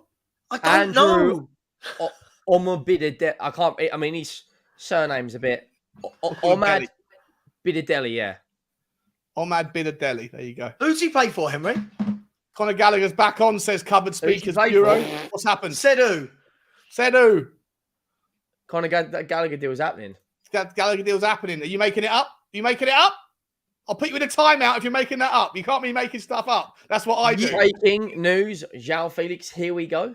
Yeah, João Felix going to Barcelona. Unbelievable stuff. Who said Gallagher's here? Who said it's back on? Nottingham Forest are on Sky Sports right now, and they're showing the individual clips of how each one of them just walks up the stairs to go for their medical. It's literally like an assembly. Come on, one in, next one. Come on. Oh. And StreamYard's not showing one of the super chats that I can see that come from. It does that from time to time, mate. Jake B earlier on said, Sean Ange isn't a liar. He's 8 weeks into a job and he's forced to toe the company line. Going against the grain is logical. Yeah, I'm only joking, mate. I'm not really calling him a liar, buddy. Have you guys seen Bournemouth have signed Luis Sinistera from Leeds? Yeah, Bournemouth have made a couple of decent signs. I'll tell you what. Here's a question for you. Bournemouth's owner is cutthroat. If anyone goes against him, he's like, see you later. But he's got ambition. For sure, he's got ambition. Bournemouth are signing Divock Origi. Here's a question. This is how much I hate Richarlison. Would you guys take Divock Origi up front every game over Richarlison? Yes. I would as well. Yeah, same. Yeah. This is how bad we are up front, and we've spent our money on 3 wingers. I've been thinking about that Jamie Vardy story, that Jamie Vardy invite for 2 years. I'm like, you know what? I probably would take Jamie Vardy to the end of the season. He would be a 9 that would bang. He would get you 8 goals. Yeah. Jamie Vardy would still get you 8 goals in playing 30 minutes, the last 30 minutes of every game. Premier League strikers. Blaine Des back again saying, lads, it's okay. Leandro Damiao is incoming. for the 30th summer in a row. Right? I would take Mikel Antonio over all day, every day. I'd take Mikel Antonio over Richarlison. I would take that Taiwo Onawi. Is it from Forest? Right. Oh, he's amazing. This is the point. We went to Forest, took 45 million there, and came back without their main player. Yeah, we should have got Taiwo Onawi. He's so quick as well. But let's talk about the pace. Are Tottenham slowly becoming an incredibly quick team? When you've got, we are. Oh God, right. This is where you want your trophy cabinet again, isn't it? For the quick team. I think physicality is a big deal in the Premier League, and I think that we are. So I still don't like the height issue. I think we've got too many little players, but I think that the pace thing. I think Pedro Porro is super quick. Van der Ven is super quick. Udogi super quick. Bissouma's not slow. Sonny's not slow. Sasa Toure can move. Sasa Toure can move 100%. We've got Brennan Johnson now, who can have the second fastest player. We've got the second fastest player in the Premier League and the fastest centre-back in the Eredivisie. I reckon... And we still got knocked out of the EFL Cup by Fulham. How's that for Spursy? Quickest team in the league. You'll never sing that. Let me ask you something, because someone asked me this the other day at work. How do we get out of being Spursy? We don't, while we keep having transfer windows where we sign average players. You get out of being Spursy by buying top players and plugging the gaps that you need. This is now, how many windows in a row are we going to sit here and say we have not plugged the gaps that we need whilst bringing in about 7 or 8 new players to the club? It's not rocket science. Harry Kane goes, bringing a forward. Yeah? We're poor at the back last year, bringing centre-backs. It's not rocket science. We will be Spursy until we stop doing this. We will be Spursy until we stop having fans claiming that Lloyd Kelly is a great signing. We will be Spursy until we stop Someone doing actually this. said he's a great signing. He was on your show last night, yes. Oh, Jay said it, did he? Oh, yeah, Jay Rated R Superstar said it. Great signing. I enjoyed Jay's. I enjoyed his contribution. He's a contrarian fella. I like him. He's contrarian. Like, he's a bit like me. You always take the other side of a debate just to create debate. You know, sometimes People are saying stop saying the word Spursy, mate. It's in the Urban Dictionary. I think it changes from the mentality of the chairman. If he come out and said this season I want to win a trophy, I'll give you an example, right? Diego Simeone, 1920, the year Trippier won the La Liga with Atletico Madrid. On August the 1st, Simeone, every single time a player had to address him, do you know what the first word they said to him was? Yeah, champions. Champions. He had installed that belief from the very, very, very, very beginning. And then since then, from the first game of the season, they went on, and this isn't a Real Madrid, this isn't a Barcelona, this is an Atletico Madrid, and he won the league at Barcelona's ground, and he won the Copa del Rey at Real Madrid's ground. That is installing a mentality. If Levy did that, and Postecoglou said, come out, we want to win a trophy, not we're going to prioritise the cups and then throw in Davinson Sanchez to take a penalty. If he come in and said, we want to win a trophy, you would see a mentality switch. You'd see it. At the moment, Irish made a fantastic point last night. Whenever there comes a little bit of pressure, our players do not deliver, ever. Name one pressured game in a domestic competition where we deliver. That Josh Hughes from Daily Mail, not a massive fan of this guy. I've seen him on loads of podcasts and spaces, talks the backside off a donkey, but he says not saying anything is happening, but do not rule out Tottenham making a late play for Armel Bella-Kotchap, either on loan or permanent after his move to Bayern Munich collapsed. Difficult deal to do, but not impossible. Hey, but how is it a difficult deal? He's 21 years of age and he's playing at a championship club. This is what I mean, Henry. Every time Romano says something about us, Ali Gold, Ornstein, you name it, Gary Jacob, whoever, they're always going, it's a difficult deal. How? Nottingham Forest are knocking deals out the park as though they're like buying McDonald's from Uber Eats. It's just like, yeah, next one in, please. And yet every time Spurs go to do a deal, I don't know, it's tough. It's surely, Sean, that can't be complicated, can it? Bella-Kotchap from Southampton? Not if the price, like if they would want the same money from Tottenham that Bayern Munich would want. Surely we've got that lying around. Surely that can just be. But you know what? There's no one else in for him either yet.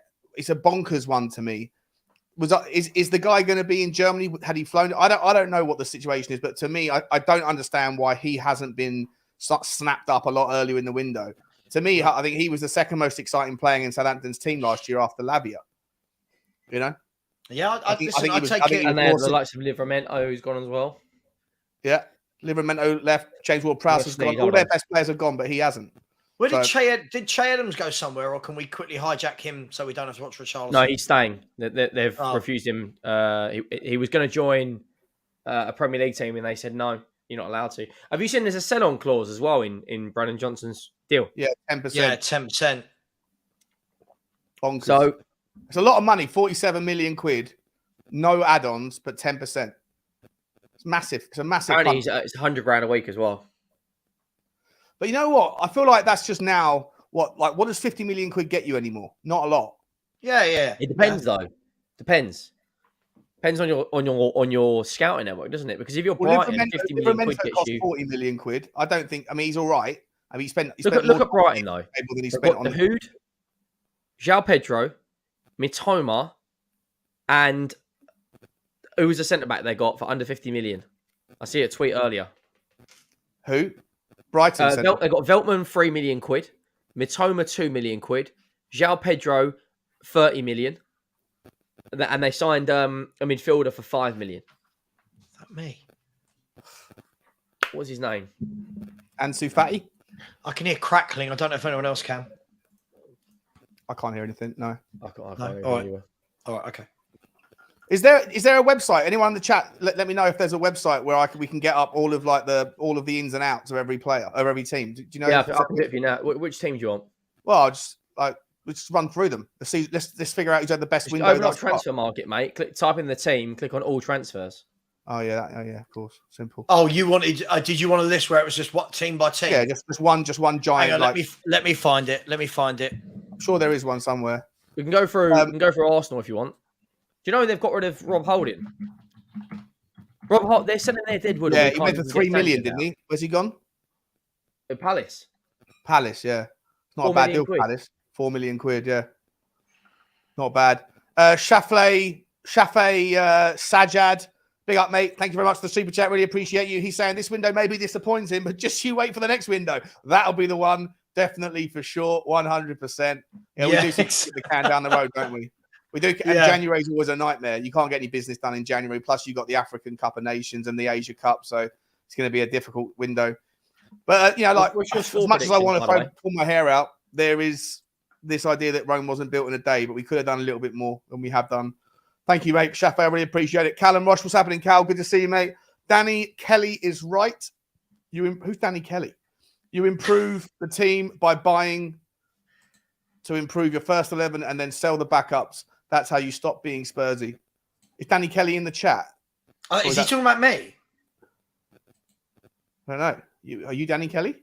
I don't know. That's what I said, right? I said you stop being Spursy by buying better players than you've already got.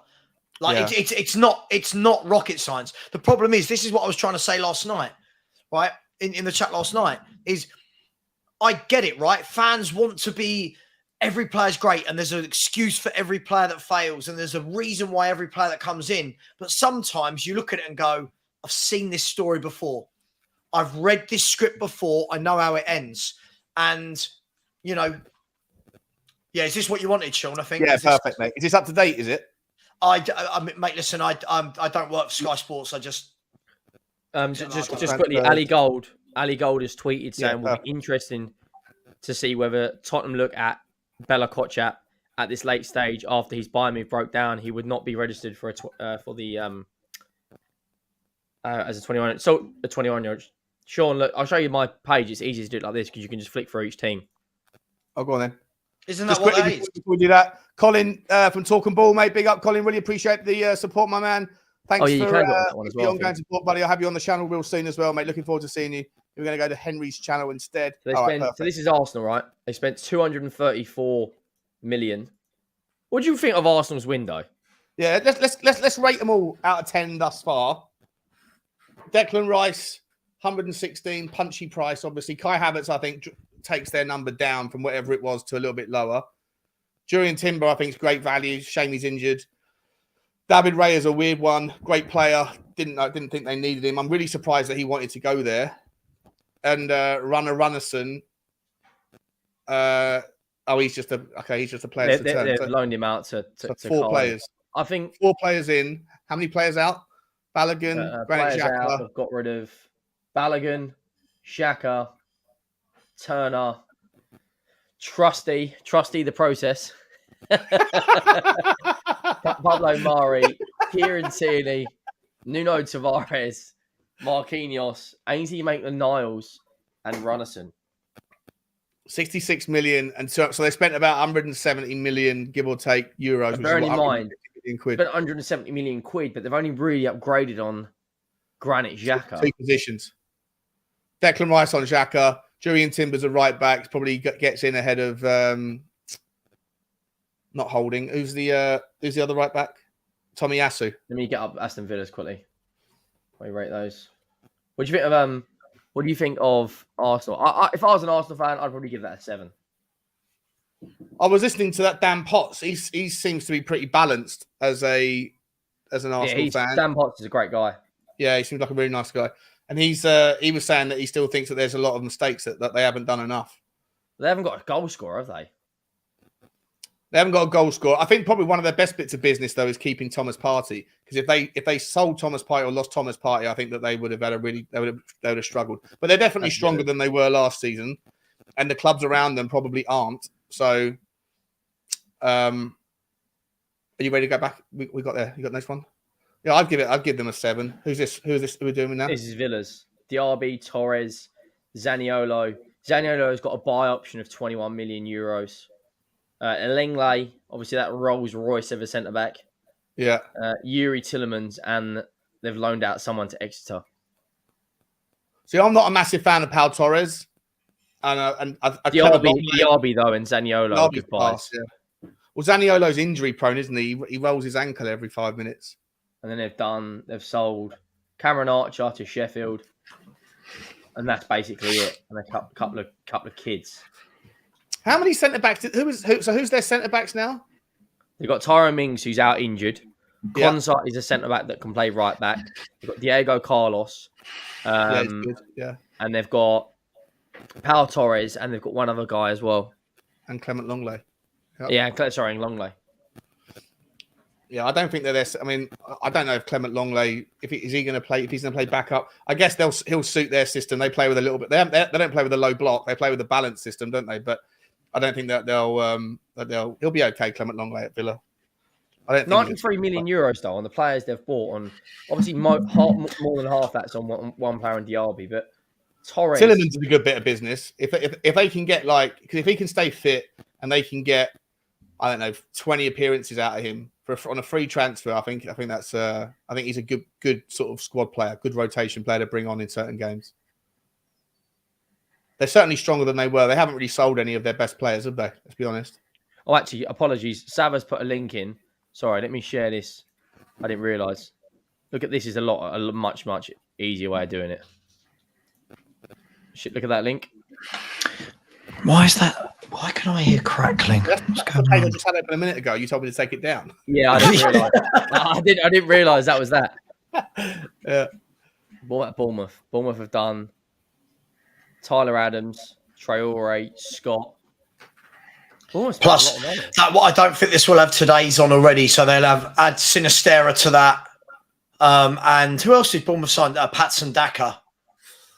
I think Bournemouth have had one of the better windows. Tyler Adams, they've been unlucky because Tyler Adams and Alex Scott are injured, but they're out for a while. But in terms of actually when they're all fully fit, I think they've made Justin Kluivert's a good player as well. For where they're at, I think they've done a really good job. Max Aaron's at 9 million. Yeah, it's all relative, isn't it? It's all relative to the club. When I say, oh, so-and-so's had a good window, and they go, you wouldn't want any of those players. Well, yeah, but it's relative, right?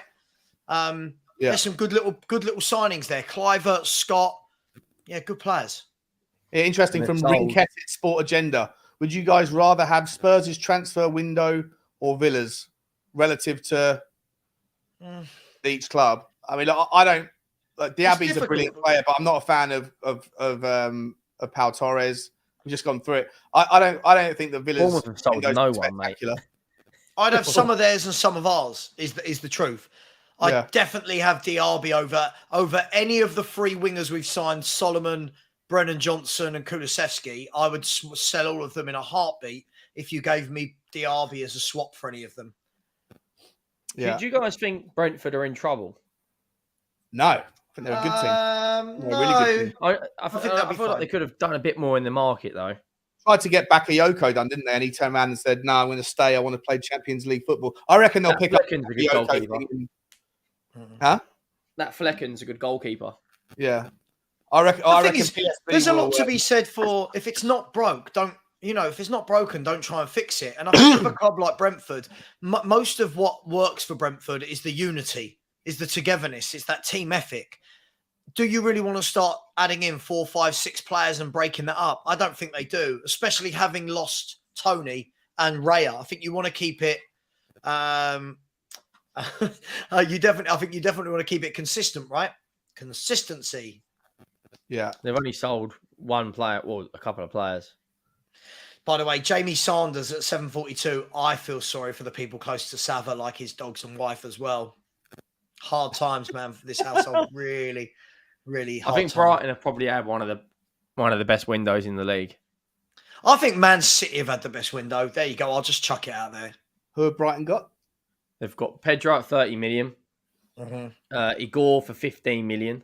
Ansu Fati on loan.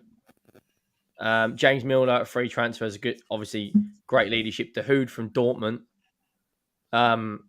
Who's Bart? Who's Bart Verbruggen? Anderlecht. Isn't he the goalkeeper, isn't he? Oh yeah. Was he the goalkeeper or the centre? Goalkeeper, yeah. And they've signed all these players, right? And they've got that back just from Casado. Yeah. Look at the money they've got from selling players. Look at that. God, Liverpool got a bargain for 35 million. When you look at the amount of money that people are paying for other midfielders at this stage of the window. Yeah, for sure. Was he in his last year of his contract or anything, or is it just that they went early? No, McAllister had a buyout clause. Oh, really? Oh, okay. Yeah. They've got Sanchez. 170 million quid there. Yeah, Brighton is such a brilliantly well-run club, aren't they? Incredible. You know, they've loaned out a load of players. I mean, look at the amount of players they've loaned out. Who's next? Chelsea. Oh, Burnley. Hang on, can you quickly go back to those loan players for Brighton? Just quickly. Yeah, there you go. Just have a look at some of those names, because in a couple of years, one of them is going to be sold for Undav's 100 million somewhere. Undav's a good player. I don't really know much about the rest of them. I don't know any of them, to be honest. Not yet. Burnley, Trafford. Yeah, exactly. Not yet. You're right, Sava. Yeah, they'll all come back in a couple of years and smash it up. Yeah, Burnley have made some good signings, actually. When you look at James Trafford, he's a good young goalkeeper, him. I like Jordan Bayer, the goalkeeper, the centre-half. Mm-hmm. I can't believe they got Sander Berg from Sheffield United. Good. He's a good player, Sander Berg. I'm surprised. I don't know what the story is there, but on the face of it, it seems like a really strange deal to sell a player to one of the other clubs that came up with you. But yeah, I love music. Put a super chat in, Sean. Can you just quickly read that so I can just quickly respond to that? Oh yeah, sure. Henry's Saudi Arabia team have had a belter. Well, considering we were promoted last year, right?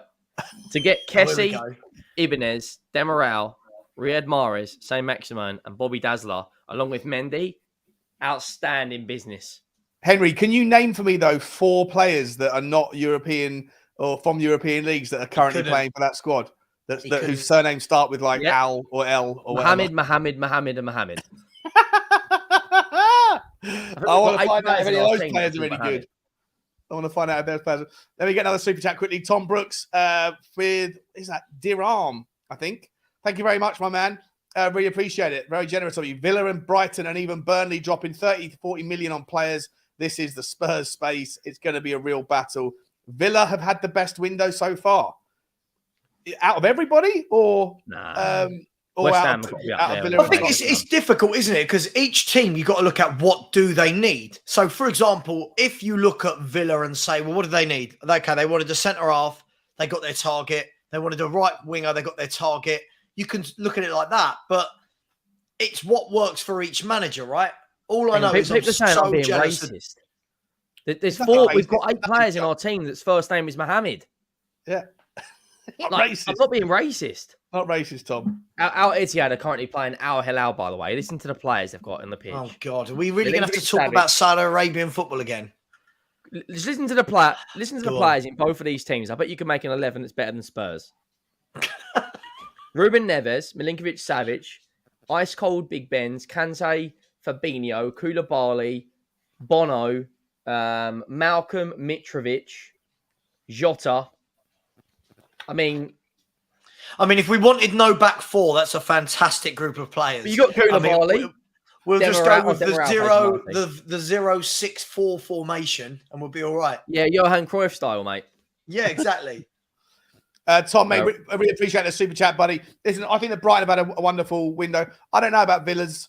Apart from if you take Diaby out of there, I'm not that impressed with any of the rest of them personally. But what about Chelsea? To each their own. And Burnley look like they're trying to get. Burnley have still got a couple of bits they're trying to do tonight, from what I've seen. But really appreciate the super chat, Tom. Very nice of you, mate. Hope everything's treating you well wherever you are in that part of the world. Who was that you said about Chelsea? Chelsea's window. We'll take this. We'll take 600 million euros. And how much did they spend last time? 500 million last time round. They've done €1 billion in 2 windows. $1 billion in 2 windows. It's either going to be the new paradigm shift of how to own a football club, or it's going to be the biggest disaster, the biggest implosion. There's not going to be anywhere in between. It's either going to work or it's not. And it's either going to rewrite the history books on how to do it, or Chelsea will be no more in about 5 years' time. It's going to be interesting to see how it figures itself out. Moyes we'll go and get Cole Palmer in 5 years when on a free, because he's a free transfer. It's madness. Hey, West Ham have had a good window. Yeah, West Ham had a great window. West Ham had a great window for sure. Man City, though, I still look at Man City's window, and they just do what they need every time. Liverpool have had a good window. Yeah, I still think they've left themselves a tiny bit short. Is Gravenberch 100% done? Hey? Is Gravenberch 100% done? Even though here we go. Even though we've had the here we go, but it's yeah, he's having his medical as we speak. Yeah, but so are João Palhinha. Well, you know what I mean? João Palhinha fell apart at Bayern. Did Bayern turn around and go, "Sorry, we still need you, Gravenberch"? Palace have only made 3 signings. And how many have they got out? But good goalkeeper and good midfielder in Lerma, and we're not sure about. I don't think any of us can say that we know anything about Franca. Letting Wilfried Zaha go on a free to Galatasaray though. Keeping Elise was important. What do you mean letting him go on a free? Well, no, they should have pinned him down to a contract before, like 2 years ago, to an extension.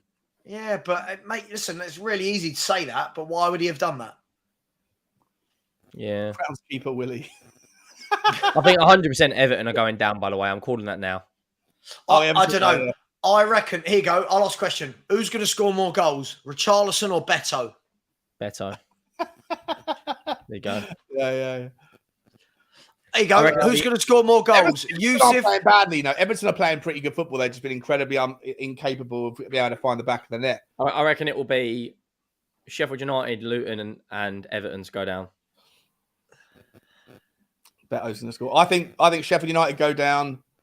I had Wolves at one before the halfway through the summer. I was like Wolves might struggle as well. Gary O'Neill beat him at Goodison Park. Goodison Park.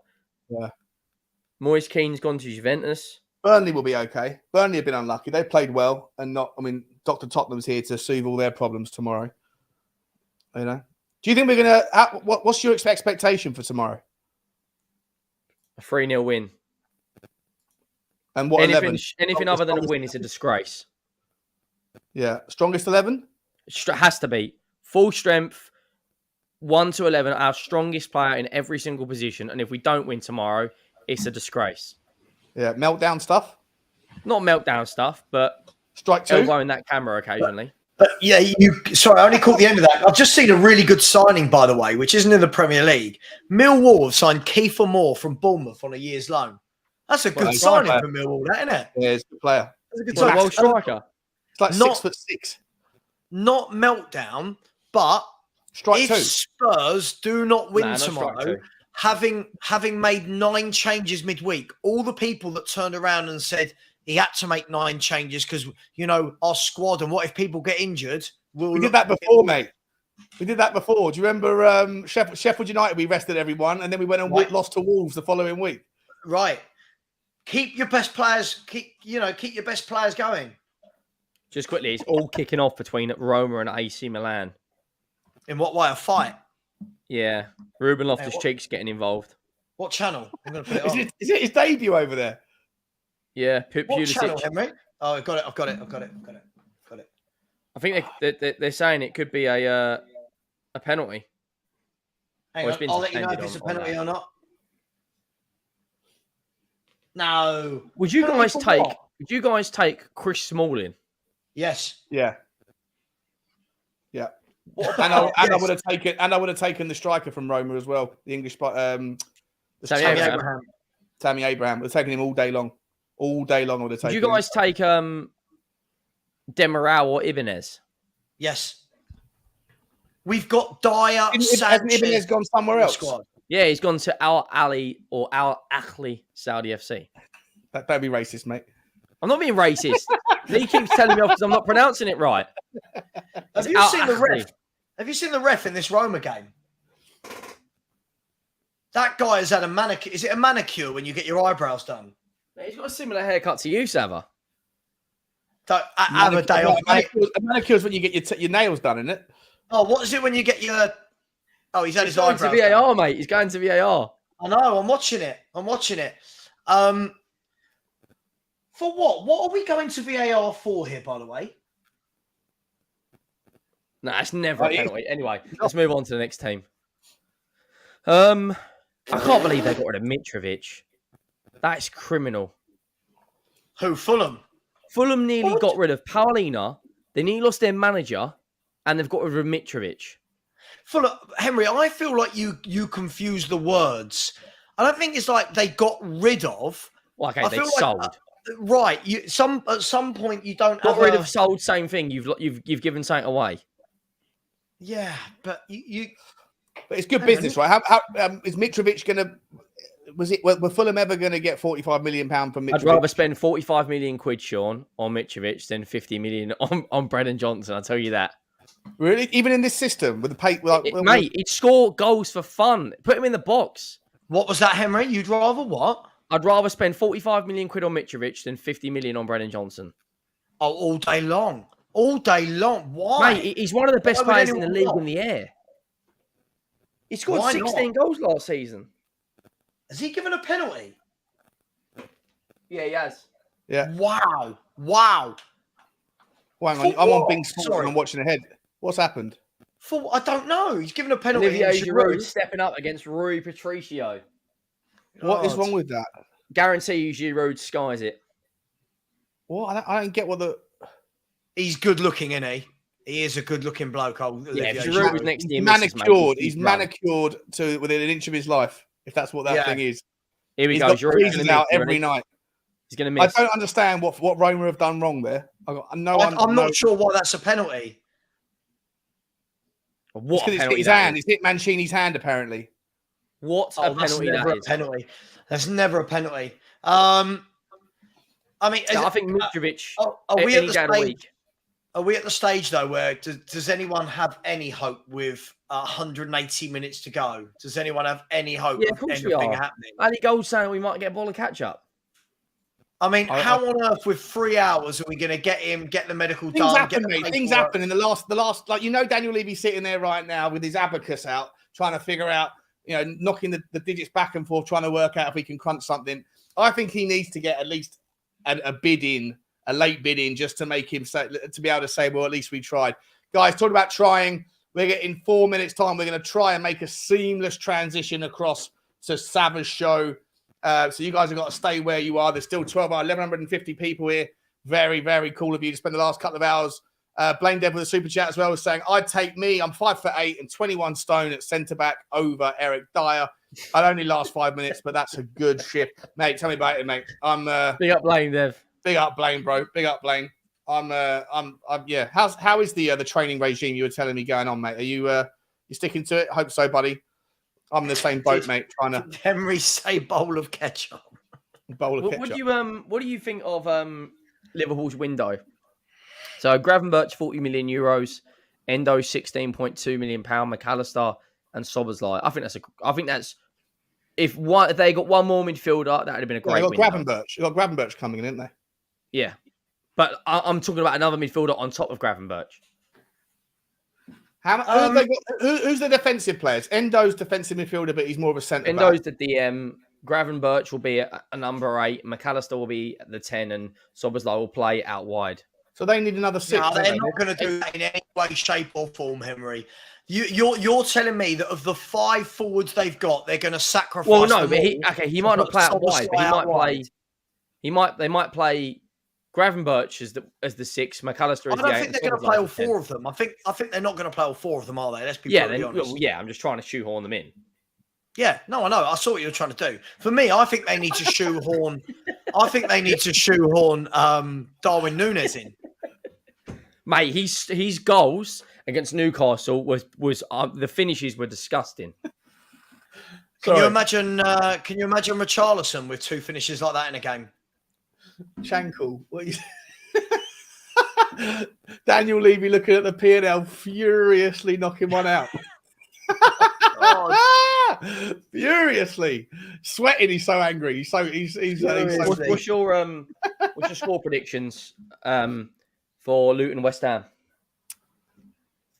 Luton 3-1 to West Ham. I'm going to go 2-0. My pred sheet right here. Let's have a look. Jared Bowen brace. I've got 2-1 West Ham. Bowen, yeah, Bowen to score. Here's a question for you, Sava. Bowen or Kulusevski? Bowen. Yeah. Bowen or Brennan Johnson? Ali Gold has said moves for Conor Gallagher and Lloyd Kelly not expected to happen at this stage for Spurs, as neither is a move out for Højbjerg. Shock horror. Imagine my shock horror that Spurs left it till now and then can't do any deals. Brennan Johnson or Bowen? Bowen all day, every day. Bowen for me, Bowen's probably top 5 right wingers in the league.